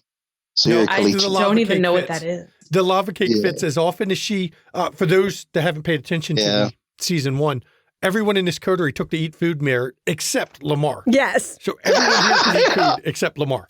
And that was all because I said it is one of the most affordable ways of maintaining the masquerade on the character sheet. Because nobody suspects the kindred who's eating and drinking in a restaurant. That's correct. Yeah. Okay, so highly useful. Anyone else have? I see. Well, I don't know what to say. Jonathan would be. It'd be something we don't understand. It'd be an apple turnover. Okay. Apple turncoat. He's like a beef Wellington that got snuck into the pastry The section. pastry you section. see the pastry covering, and you're like, "Yeah, look, it's a pastry," but inside is steak, and you're like, steak. "What the hell? It's like, Where what did the that come from?" I was going for sweet, not savory. I'd be a mincemeat pie. There you go. Mincemeat pie. Okay. Roscoe. I have no idea how to answer that question. Yeah, that's a tough one. I love the question because it just makes you go, "What the hell?" I think he is the sugar cookie. Now can we call him a bear claw, but can we rename it a bobcat claw? You know what? It's a bobcat claw. Yes. Okay. From session That's zero. good. That's funny. That's good. That works. I like it. We're going to bring in the hay play. Bring in the I think Jackie is one of those one of the little cakes that she loves so much. It's like the opera cake. Yeah, opera cake. on the outside, it's super sweet, and it looks like it's going to be super sweet, and then so rich and decadent inside. Exactly. So what does that make Lamar? Rat poison in one? Because on the outside he looks edible, but he'll kill you. There you go. He's the rat poison in the sour cream donut. Yep. Damn. Because you don't want to get in the way of his future. Because we've seen what happens. Okay, I am looking. Just a moment while I'm looking. Okay, I already asked about the Jason Newberry son thing. I love all these questions, by the way. That's why I love to do see these. one that basically asked if the coterie had to diablerize one of each other, which would we diablerize? That's messed up question. Yeah, I forgive me. It has scrolled and I can't seem to find it now because it wasn't highlighted, so I don't know who asked it, but whoever asked it, thank you for that question because that is a nice question. It's fucked up, but it's great. Oh boy. Who's a snack, y'all? It'd probably be me because I'm the most sus.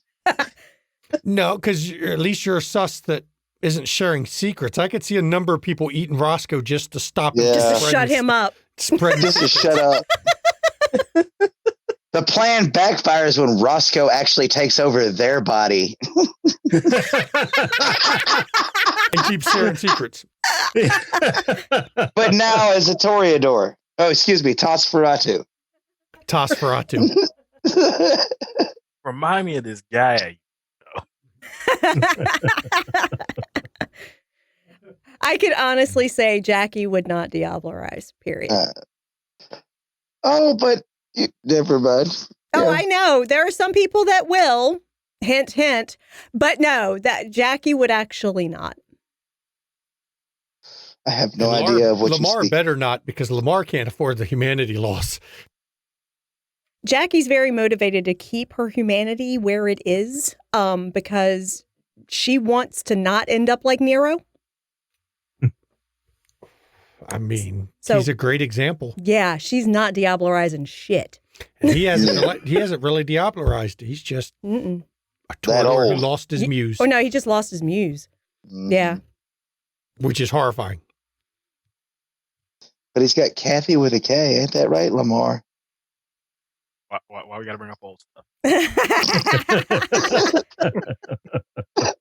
Yeah. Oh God.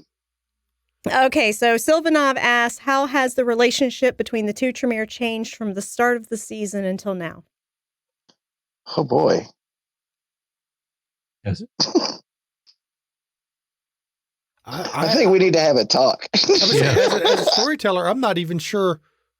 I've seen from Roscoe's end, at least, I don't think his attitude has changed a lot for Jonathan. No, I mean Roscoe's he a may have a standoffish couple. kindred anyway, normally, so it's not like Right.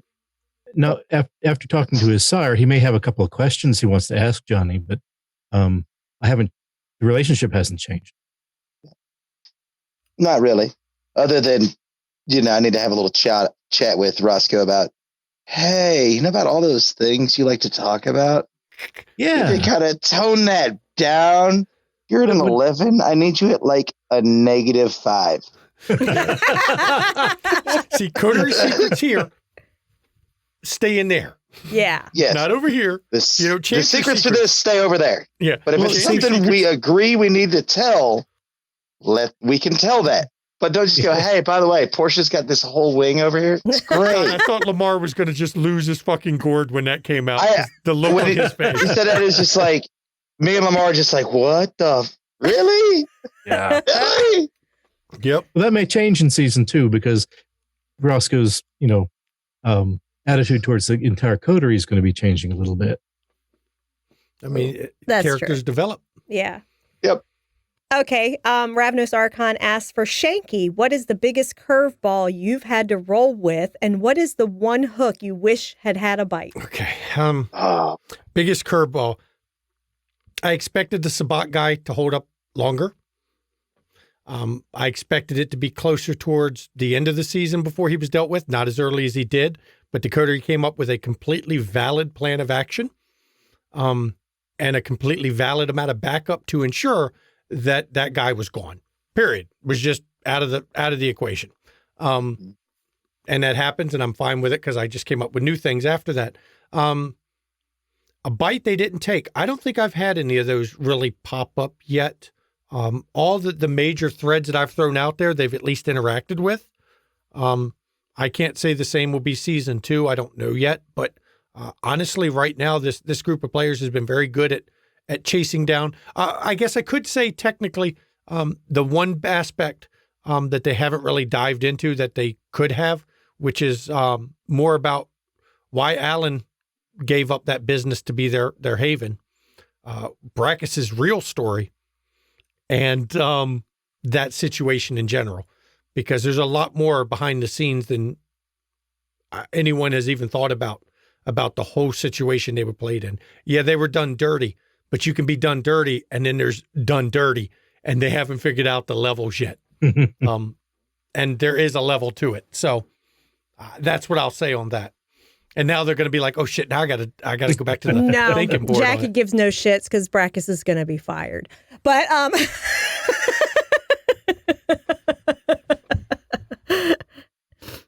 Okay, so next one. all right. Let's see. I'm looking. I'm scrolling. Okay, Lanhe asks, what do you think is your character's strength and what do you think is your character's weakness?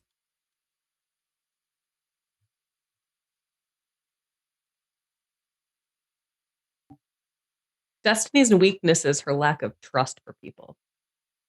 She very much has trust issues.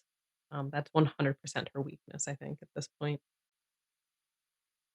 Her strength is that she can get shit done. She has connections and information networks that she's building upon. So I think those are her strength and her weakness.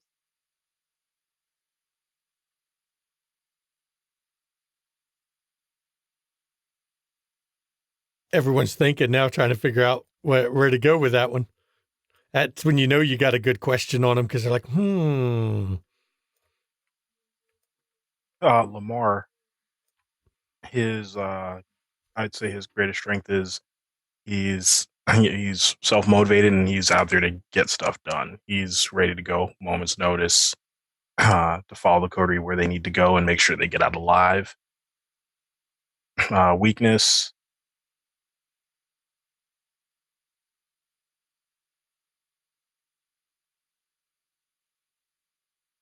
Yeah, I think I would say trust is a big issue for him. Well, trust for people who are not Lasombra is a big issue for him because at least among his own clan, he knows that, they're here, they came to Chicago to get something done. They are joining the Camarilla because this is what's needed to be done. But he doesn't trust the Camarilla not to screw with them for the next 60 years as, to make them prove themselves. And while they, or throw them out front as soon as this lupine thing becomes a problem, throw them out front and let them get mowed down and then maybe posthumously say, oh, well, I guess they were loyal then.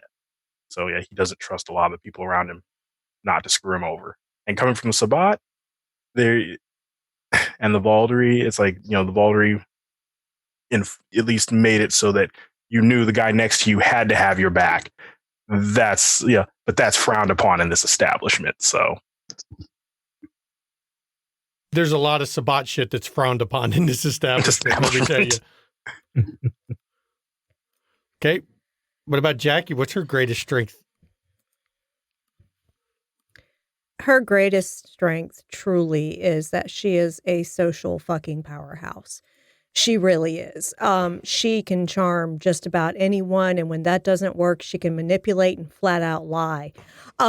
So she basically is an impeccable face for the coterie. She really is. She's a great liaison. She can coordinate with others and get shit, set up to happen kind of thing. Because she's got a lot of connections and she's constantly working to expand that network of connections that she can call on when she needs them.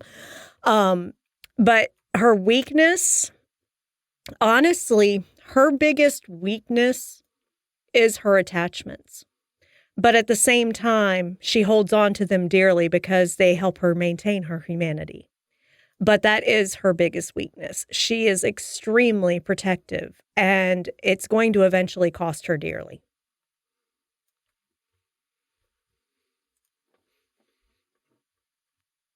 Okay, let's see. We did Lamar. We got Jackie. Roscoe, biggest strength, biggest weakness.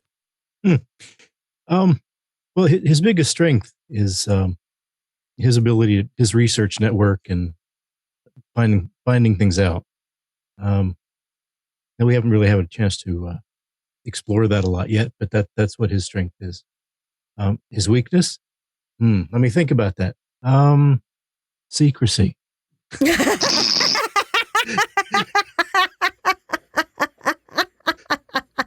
And I actually like that because it shows not every kindred is the best at the hold every secret to your chest, because you normally see most kindred played that way, but there's got to be some out there that don't do the same as that the are rest of them. naive or were sheltered and don't Right, think about right. it. Yeah. And Yeah. Roscoe was sheltered in that regard. So Mhm. Yeah. Okay, Destiny's greatest strength and weakness. I went first. Okay, Eleanor. My brain is out. I've been thinking about this, and I think that Eleanor might actually have a greatest strength and weakness that is actually double-edged. It's the same thing, but it can cut either direction. And that is that she actually trusts and likes people and wants to form connections with people. And then you can kind of tie that back to more of a connection with her humanity, that she tries to be less of the monster, even though, we're vampires, we're monsters. But I think that is actually a weakness, because it is a part of her mask, and what she presents to other people takes a lot of energy to maintain that kind of interaction with other monsters. And while it works out with some individuals, it may not work out with others. And for example, she trusted Lamar pretty early on with almost no evidence that he was that trustworthy. She just read him as, well, he seems to want to look out for the coterie, so that's good. Where it wasn't until very late in the season that we actually had some evidence that perhaps that is actually how he feels about things. Mhm.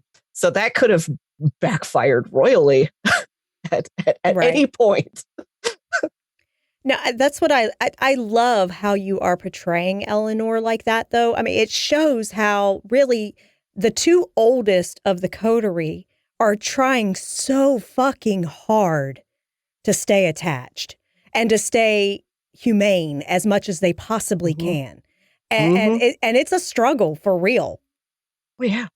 Oh, yeah. And I mean, and we've seen what happens when you don't maintain that, when you start to slide backwards. And it probably terrified us. Yes. Yeah. You see it Yeah, as it's a real reminder scary. every time you meet Nero. Exactly.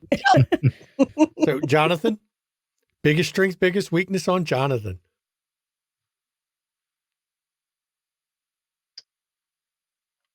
Biggest strength. I'm going to say willing to take personal risks on myself, like taking the boon to get Sylvester's for the coterie. I'd have no qualms for my associates taking a risk like that. Weakness. Being involved in pyramid politics for so long that you're kind of out of touch with the other clans and even kind. That's why I like the weird jokes that make no sense, the cryptic talking and doublespeak. I mean, that's the whole reason for that. Mm-hmm. That sounds legit, actually. That is legit, because he does seem very kind of out of touch. It comes off as a little bit creepy, but also pretentious. But his backstory is very pretentious. Yeah, he is old money. But it's definitely I now it makes a lot of sense to me. Not just old money. He's old money, Skull and Bones member. I mean, yeah. And I'm not of that Harvard trash. I went to Oxford. Yeah, I mean, yeah. There's some backstory. I went to Cambridge, mind you, and Yale. We have standards here. I have standards of the utmost. Yep. Okay. Shade Morquenda asks, is Roscoe going to ask Portia for his book back? You know, it's funny. We asked him that same damn question. It's like, can I go with you when you do that? And I told him, please ask her for the book back. Just go. I'm like, no, I just want to watch. Like, hey, that's on you. Like, just want to watch from the shadow over here. So is he Roscoe? Is he going to ask her for his book back? God. Yeah, do it. Is it going to be asking or demanding? And the answer is that he's not going to demand his book back because he wants to live. It may come up. I don't think he's not really inclined to go asking for it just yet. He'll probably wait a bit to see if she gets tired of it and puts it back. She probably won't. And that the point, then he may, have to make a more direct inquiry. Okay. Yeah, that's an interesting little bit I put in there that, again, I put it in there. I improv most of that. And it turns out that that's going to be a thing that, is going to hang over Roscoe a while because his character's not going to let it go. That was his book. Okay. Ivy Raven says, do you prefer interacting with a guest player or would you rather they were all SPC controlled? I personally love interacting with guest players. I like the change of tempo and environment that it brings to the table. I like the mix. I very much love our guest players when they come and interact with them. And Shanky does a fantastic job with all the SPCs. So I love them both. I love guest players because I don't do voices. And every time we have a guest player, it's not my voice. And I love seeing the direction guest players take characters that I didn't foresee. And I love that. But we'll finish around the table. I wanted to get mine in. I like the mix of both, especially just because it allows gives the storyteller a little bit of a break because he's already got to play so many other SPCs. So when we do get guest players in, I love watching those scenes and just seeing how people interact and getting just to see more role play, which I always like. Okay, other side of the table. I like guest players because I like to play with more people. I just want to play games with all the people all the time. So my vote is always guest players. I like both. I like the guest players because it gives you a little bit of a break from thinking in their minds, and you can react with the SPCs you control to their reactions as you do when we do something so brilliant, and then it's both have their benefit. Yeah, I like the mix as well, for basically all of the reasons that have already been stated. It, frees up the storyteller. It changes the tempo of the game. Playing with more people is always great. It's always also good to see, and really interesting to see how a guest player, what they bring to that character, that, you might not have had because the storyteller's juggling so many characters. So I like the mix. I like it both. And we learned that in DC that when you don't have guest players, the table doesn't get stale, but all the players get into their groove and with the storyteller, and it by putting a guest player in, you shake that up and you create a new dynamic that's not there in the other week. So every time you put a guest player in, the dynamic changes slightly, and it makes things different rather than seeing the same people every week. I mean, I know that's the point of a Twitch show is you want to see the players and see the show. But when you get a guest player in, it changes it up. And because we recruit all our guest players from our own Discord, you get to play with the community members that you normally wouldn't get to play with, which is also great. And I will say it's also fun to see how the core cast reacts to a guest character because, it wasn't that far into our story before Ivy Raven played Jackie's child, and having Jackie's child show up at the Succubus Club, it's like that coterie went to, okay, we're a unified front immediately.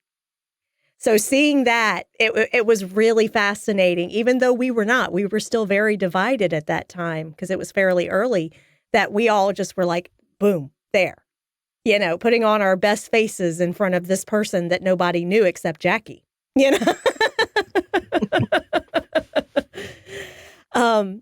Okay.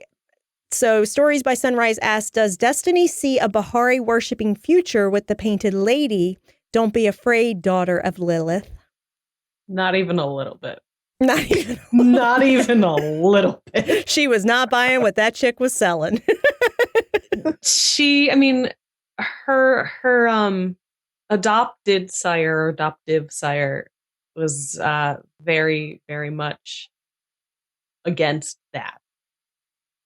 And while that relationship may have its own problems, he is still Daddy Martin to her. So. Yeah, he is. In case anyone who watched that episode with the Painted Lady didn't get the implications, the Painted Lady knows that Martin is a member of the Church of Cain. He's a Cainite. So he is diametrically opposed to her Bahari cult. Mm-hmm. And we are caught up on questions. So I believe we are. So Yep. I'm about to do a highlighted message saying if I missed So if any. anyone at the table would like to ask a question of the other players, now's a good chance. I have a question for Gavin. Ooh. Where do you come up with your one-liners? Is this just a natural inborn talent, or did you have to make a sacrifice to some one-liner god? One-liner gods are cruel gods, but they do give you what you need when you ask for it. Honestly, like, I don't know where they come up in the moment. Sometimes I'll just, I'll remember something, or I'll just throw something out there. It's like, this will probably not land. And then people are like, that was great. And it's like, how does he do that? But yeah, no, I have a lot of fun with it. And when they land, it's great.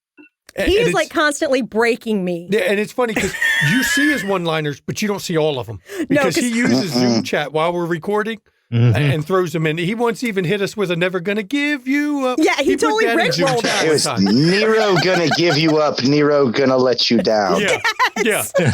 So, yeah, he does this I all about the time. die every fucking session because he's literally posting stuff in Zoom chat while other players are having a scene. And thank God I'm muted because I'm dying. I'm not able to keep character at all. On the same note, I have to ask Destiny, Lifesaver, where do you get that shade from? Because you are not like high key shade. You are low key fucking shade, just constantly all throwing the time. low key shade. It's amazing. And I'm like, how in the hell does she keep it at that low key level to where it doesn't reach the point where everyone's like, she's just a bitch? No, you're not. You just low key get jabs in that are just awesome. If I had an answer for you, I would gladly give it. I don't She's know. just Destiny fluent just in takes sarcasm. over. Destiny takes over. So that's just her. I don't know. It's not me. It's received shade from the ether. Yes. I open myself up to the conduits of shade and they just come into my ears and go out through my mouth. Because it's like it's a level that doesn't hit the point where somebody has to say something about it or to has to correct you on it, but you're still getting them in there because it's right below the level of people have to acknowledge that you're throwing shade all the time. It's at that right at that level you can just get away with it. Just enough.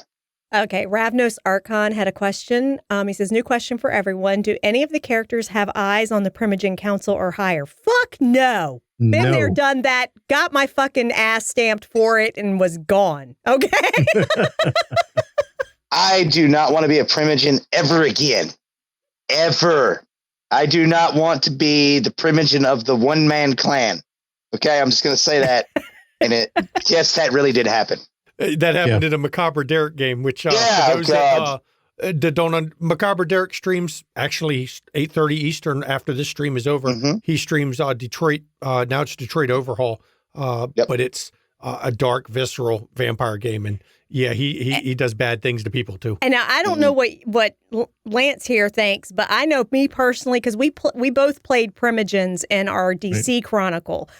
It was a very high politics game because it was DC. There was all of like 25 kindred in the fucking city. So it's basically a very shark-filled waters in that city, and everybody's politically ambitious. And if you're not, you get tramped underfoot. So basically, we both played Primogens in our very first vampire game ever, and I learned my fucking lesson. Yes, never again. Never again. like what Haas said. No, never, not. No. Nope. However, I would not be opposed to say maybe help Lamar become a hound. He don't want that. Lamar, Tally calls him Templar, and he feels like, he was working toward, he had like a 20-year plan where he was going to be an archbishop, and then it's like, oh, we're leaving the Sabbat, pack your bags, and it's like, God dang it, I have tenure, but and after meeting Damien, I don't think Lamar wants to be a hound under Damien. No, no, some of the city, the current city structure would have to go away Damien. for that. Did Jonathan ask whether Lamar wanted to be a hound? No. Lamar just is going to become the hound because that's what Jonathan is going to make him, right? I never said under Damien either. Good luck removing Damien. He is. Oh, I didn't say I was going to remove him. I am saying a lot of people, basically, I'm seeing a lot of folks wanting to ask about primogens and if characters would want to play them. We're playing a street level game. There is no high politics. There's no goals for high politics with the characters. So the answers to your questions are pretty much no. Here's the thing, though. If the players decided to take it and try to go after primogen seats, I would oblige them as storyteller. But you've got to understand in Chicago, there's a lot of elders on that council. The primogen and the power structure itself in Chicago is very cemented. These people who are running the show have run it a long time and have been there a long time. And the odds of younger kindred unseating them are just orders of magnitude of difficulty because they're entrenched and they've held power. I mean, look at the current primogen council. Most of them held power through the fall of Loden, through Peterson's disastrous attempt at being prince, and through Kevin Jackson's as well. These people are not ones you're just going to remove. Right. Yeah. I completely agree, Lamar. Holds a seat he shouldn't. He's an advisor. He is the friend of the court. What is it? There's a name for it. He's a friend of the court. He is not officially a primogen. Marcel is not a primogen. He goes to primogen council meetings and they listen to him, but he actually has no say on the actual primogen council. He just there's to offer advice. And he shouldn't because he's ministry, and anyone who takes the advice of ministry are insane. It's stupid. Because he is ministry. But he was honest about it and said, look, I am ministry. But I'm going to try to give you the best advice I can in regards to the independence.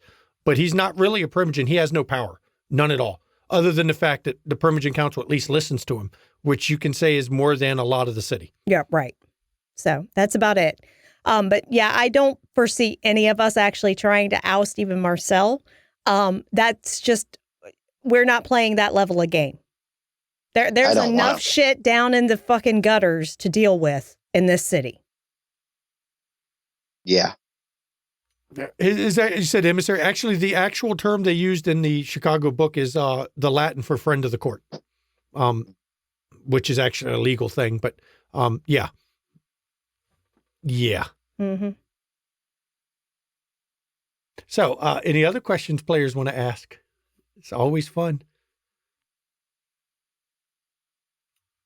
If not, I've a couple things I can throw out there. We are over 2 hours. I know we're going to be ending here shortly. Okay. We're getting to the end. So if you want to get your question in, you need to get them in now because we try to keep these from going much longer than 2 hours. Yeah. Spoilers for season 2, I'm going to put out there. The Lupine War that is pending is not going to be something that the Coterie is directly facing unless they try to get involved in it. Because first of all, they are pretty low on the totem pole. They're low visibility. And it sets a backdrop for the story that I can use that we can tie in. But overall, it's a backdrop of things to go on around them that'll let me bring a lot more guests in. Because there are a number of guests who want to, are more Anarch leading. And this will be the chance because the Anarchs have to try to work together with the Camarilla if they can, because Sylvia Roanhorse was taken at that Elysium. And while she's not officially an Anarch member because she does have her haven in the Chicago Tribune building, that means she's in Kevin Jackson's court. She also very much leans Anarch.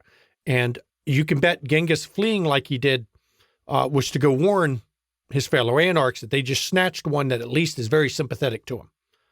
So there's going to be some friction with that. And of course, Jackie's going to be sus because they sent her to fucking Jackie. And Jackie had nothing to do with it. But right, she goes to see Jackie, and a few days later, she's taken. She's Now, taken. her Because brother she was was killed. the idiot that showed up.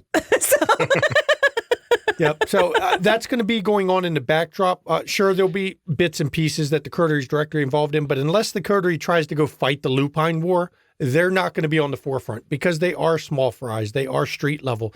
They're just going to worry about their domain, not defending the whole city. That's not what the Coterie will do. That's what the big dogs in the city are for.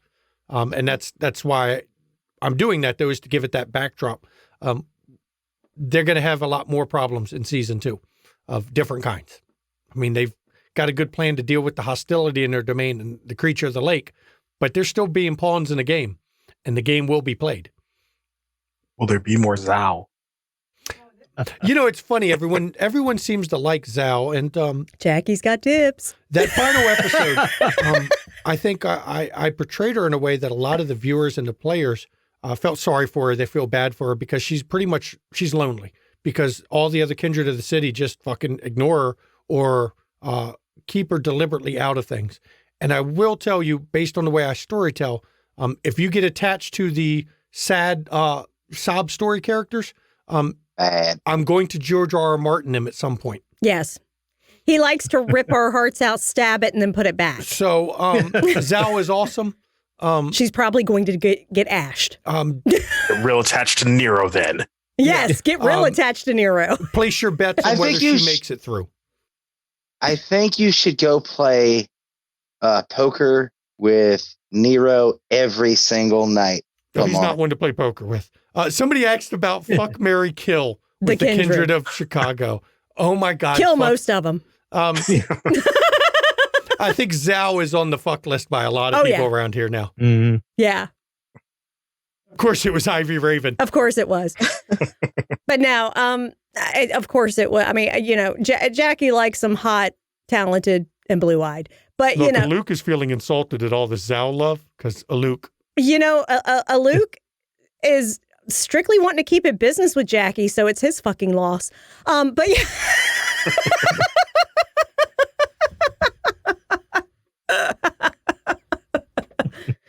He don't understand who the real freak in that family tree is, so you know it's his loss. But Or maybe he's just protecting the coterie from Alexa's deprivations. I'm sure. But now, there was actually a question for Shanky by Stories Before Sunrise. How long has it been since the sacrifice took place compared to the Windy City Chronicle? For those who don't know what the sacrifice is, that is the story that was in the Chicago book that talked of the Lasombra's entry into the Camarilla. Mm-hmm. And they don't set an exact time frame. In my game, it has happened within the past 2 years because the delegation is still there. Sierra is still there. Tally's still hiding in the eaves. And all the members of the coterie had been to the location the sacrifice occurred where he was killed. I forget his name, but he was killed as the sacrifice. Of course, he deserved it because he went fucking crazy and was sailed at the end of it, technically, if you read the actual sacrifice story. But it's about in the past 2 years that, so the Lasombra joining the Camarilla are relatively new. And in kindred terms, it's extremely new. It just happened because 2 years is nothing. That's a blink of an eye. Yeah. I mean, most newly embraced spend more than 2 years stuck under their sire's thumb as not presented. So 2 years is nothing. So that's why, but I see it as about within the past 2 years. And that's why Lamar is in this coterie because he's proving that they can, Work that the with the Lasombra can tower. integrate Mm-hmm. because that's a worry, especially for someone like Kevin Jackson. And from Kevin Jackson's point of view, he hopes Lamar fucks up Mm-hmm. because he made his decision. And if you understand the sacrifice, his suggestion that they sacrifice an elder was not done seriously at first. He did it in jest. And Sierra goes, deal.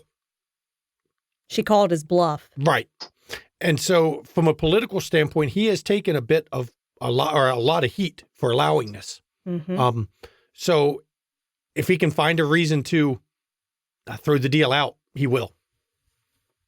Which goes back to Lamar saying Tally's playing a dangerous game and he hopes Tally's thought it through because if Tally makes a mistake or any kind of misstep in this situation, it could cost all of the Lasombra their place in the Camarilla. Yeah. But Tally has been doing this a very long time. Tally Doesn't mean he's is. imperfect. He's not perfect. He doesn't mean he's perfect. He's not perfect. He can but still make mistakes. He has been outthinking Kindred for hundreds of years. Mm-hmm. There are some that can think on his level. Lucida. There are challenges to him, but he is very good at what he does, which is these kind of operations. You know, he has always been the one behind the scene. When he's not assassinating or protecting, he's engineering events to fit Lasombra's benefit. And that's how he's gotten the position he has. Because you'd be a fool to trust him. But you'd also be a fool not to rely on anything he offers you. And that was one of the best things I'll say about Lamar when he made his character and took Tally as a lore sheet. And I was like, you know, the stories we can get out of that is going to be amazing. Everyone's lore sheet. I got to say, everyone took great lore sheets. I mean, Lamar took Tally. Jackie, her lore sheet is Justicar Parr. Mm-hmm. God, Roscoe's, I remembered it a minute ago, and now I've lost it again. It hasn't come up yet. Oh, you took the Malkavian hacker as your backstory. So you have access to the Malkavian hacker who can get you some pretty cool shit. He's talked about research. Roscoe has that in his pocket to get info. Destiny took Wineka, which is an awesome lore sheet. Jonathan's got Duchesky family. And then Eleanor took X from LA by Night, his lore sheet. I mean, everyone took a lore sheet that's great. Do we see Genghis making a dent in season 2? That's from Stories Before Sunrise. I don't know. Genghis is wanting to put a dent in Destiny. He's kind of starting to develop this thing for her. I'd like to see him try. Which I don't think is going to end well for him. But Genghis, as a character, I like. There's a complexity to him most people don't understand. There's more to him than what you've seen. He is he's an anarch to the core. But there's a part of him that I don't think anyone, if you've read it, you'll see there's some glaring contrasts in who he is and what he enjoys. So he's a fun character. Any other questions from people? I think that about wraps it. So we will be returning for season 2 in February. We haven't locked our official day, but we know it won't be before Valentine's Day because there's no way in hell we're going to ask everybody on Valentine's Day to watch our stream because while my wife and I don't celebrate it, people do, and we don't want to have significant other aggro generated by our stream. That's just the way it is. We don't try to ruin relationships. Yep, that's right. This week, join us at 8 p.m. tomorrow on The Onyx Path. Yeah. As Tamshu runs his Haunted Chronicles spinoff show. It's a Hunter the Vigil game, and it's called Stuffed. You'll see your boy Twitch in there. He's also part of that as well. Also this week, Tuesday, Haunted Chronicles returns. Yep, and Tamshu will be hosting one of our $50 gift card giveaways to Drive Through RPG during that stream. So that's at 8 p.m. on Tuesday evening. Yep. So everyone who watches, at some point, he's going to tell you to do the giveaway, and you'll have to enter the gift card command to win a $50 Drive Through RPG gift card. So we're doing it again on our Haunted Chronicles stream. So if you want some free shit for the new year, there's your chance to get some free shit from us and our way of thinking people. And then Saturday, we have Blades in the Dark back at 3 p.m. Eastern. Yep. What was a one-shot has become something that's probably going to be ongoing. Yeah, it's probably going to be a serial. Mm-hmm. Yep. The Obsidian Syndicate, all of us players are returning for a continuation of that game and story. So it's going to be fucking awesome. Mm-hmm. So. For the viewer XP vote, by the way, for the previous episode for the season, I saw there was a whole lot of good votes and I loved it, but I'm not going to lie. I'm giving everybody one for season for the viewer votes because the responses from the viewers in general have been amazing. Yes. So everyone will get one more experience because just having all the people come in and vote and why they're voting is just, I'm going to give everybody one more. They're going to need it in season 2 because bad things are going to be happening. And I love it. Wraith comes back. We're going to have our cast. It's going to be season 1 summary and Cast Q&A on Wednesday the 20th at 8 p.m. Eastern. It is Wraith Life Derailed. We're back with Wraith the Oblivion. Yep. Which means our very first Wraith episode will be on the 27th at 8 p.m. Eastern. Yep. That's a Wednesday. So we will be back for season 2 of Wraith. Choo choo, all aboard the pain train. The pain train. Yep. Yep. And we're glad to see that coming back. Please join us on our Discord. We cast all our shows from the Discord. I know that Wraith doesn't have openings. This vampire stream doesn't have openings for Windy City, but I will be doing stories of Windy City one-shots at various points that are tied to the Chronicle in some way. That'll be from people on our Discord. So they get a chance to play with Shanky and maybe some of the others. We'll see. Also, if you want to catch our back content, YouTube, you can catch our content at McTaber Studios. You can catch the Haunted Chronicles stuff on their YouTube URL and Ishvale on theirs, which is our D&D 5e stream. That'll be starting up not this weekend, but the following weekend. Yep. If you're an Amazon Prime member, you can give us a follow here. You can give us a free subscribe with Amazon Prime. If you're watching on YouTube, of course, free subscribes there. Go ahead. Click the little button. YouTube doesn't cost you anything. Bits and donations. Bits and donations go to the players of our streams on McStabber Studios. The subs go to the channel, but bits and donations go to everyone except for Verlin and I. We don't take the bits and donations. Those go to the players. And as I recall, Junie earlier in the stream donated 1,000 bits, and we love Junie, and Junie's amazing. So thank you, Junie, for doing that. You want to see some friends, other great content? Check out our friends list. Because we've got a whole list of people. Sylvanov, who was handing out fucking stabbings left and right this episode. I think he gave away 15 this episode. He streams Wednesday or Saturdays, I think 7 p.m. actually. 7 Eastern, or 7:30, yeah. For his Prince William by Night. When Plunder Loot's net works right and everything, he plays in it too. But Plunder Loot's got some net problems here lately. Archives of the Dragon, I think she's on a season break because I haven't seen her stream. She's on break right now. Circa de Panda, she's streams during the week. A lot of times during the day, she's European. Great for our European people. Junie is on the RPG table. She does vampires on Saturdays as well. Check out the RPG table. Great crew. And of course, 8:30 tonight, Eastern time, Macabre Derek for a very dark, visceral, it's fucking emotionally visceral. He routinely tears his players' hearts out. It's great. Love it. And I thank you all for coming. And thank you all for watching our Windy City After Dark Season 1. We loved playing it, but we also loved engaging with you in chat while streaming it, because you guys are what keep us motivated to keep stepping up the role play episode after episode. You know, y'all pick your favorites because of this, that, and the other, and we all are like seeing it, and we're like, okay, well, let me step that up. Maybe somebody will pick me next time, or it's just so much fun. I mean, there's no competition amongst us because I love everybody's role play. If I was having to vote, I couldn't decide on anyone in particular. I don't make the players vote in this one like I do Wraith. Wraith, they have to vote. Everybody's so fucking good. I just couldn't decide, but we all just seem to. It just steps up week after week after week after week, and that's all because of you guys watching and contributing to the community and basically engaging with us about how you feel about our stories and our role play. And we thank you for that. A big thank you to our community and all the people in it. We have an amazing community on the Discord. The Zoom community chats are amazing. A great place for those of us that are dealing with the stresses to hang out. And as Chops will tell you, right now, there's a lot of stress out there and a lot of problems. And don't assume everyone's okay. Please check in on your friends, check in on your family, check in on people you don't really like that much either. Don't assume they're okay, because it's stressful and you need to make sure they're okay.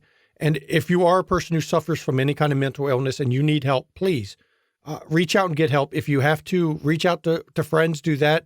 If you have to reach out to our Discord, you can do that, or even reach out to a professional. Do what you have to do. Because nobody can bear all the weight alone, and we all get overstressed and have too much on our plate that we need to reach out to somebody and get help with it. And don't be afraid to do it, and don't be too proud to do it, because it's important. Take care of yourself and take care of your loved ones, and take care of that cat that you see right there on Plunder's peeking out there. It found some noisy stuff. That's where the noise came from. Yep. It's like, where you going? thank you all for coming. And it's been a blast for season 1 and can't wait for season 2. Thank you all. Good night, Thank you, everybody. everyone. Thank you. Good night. Night.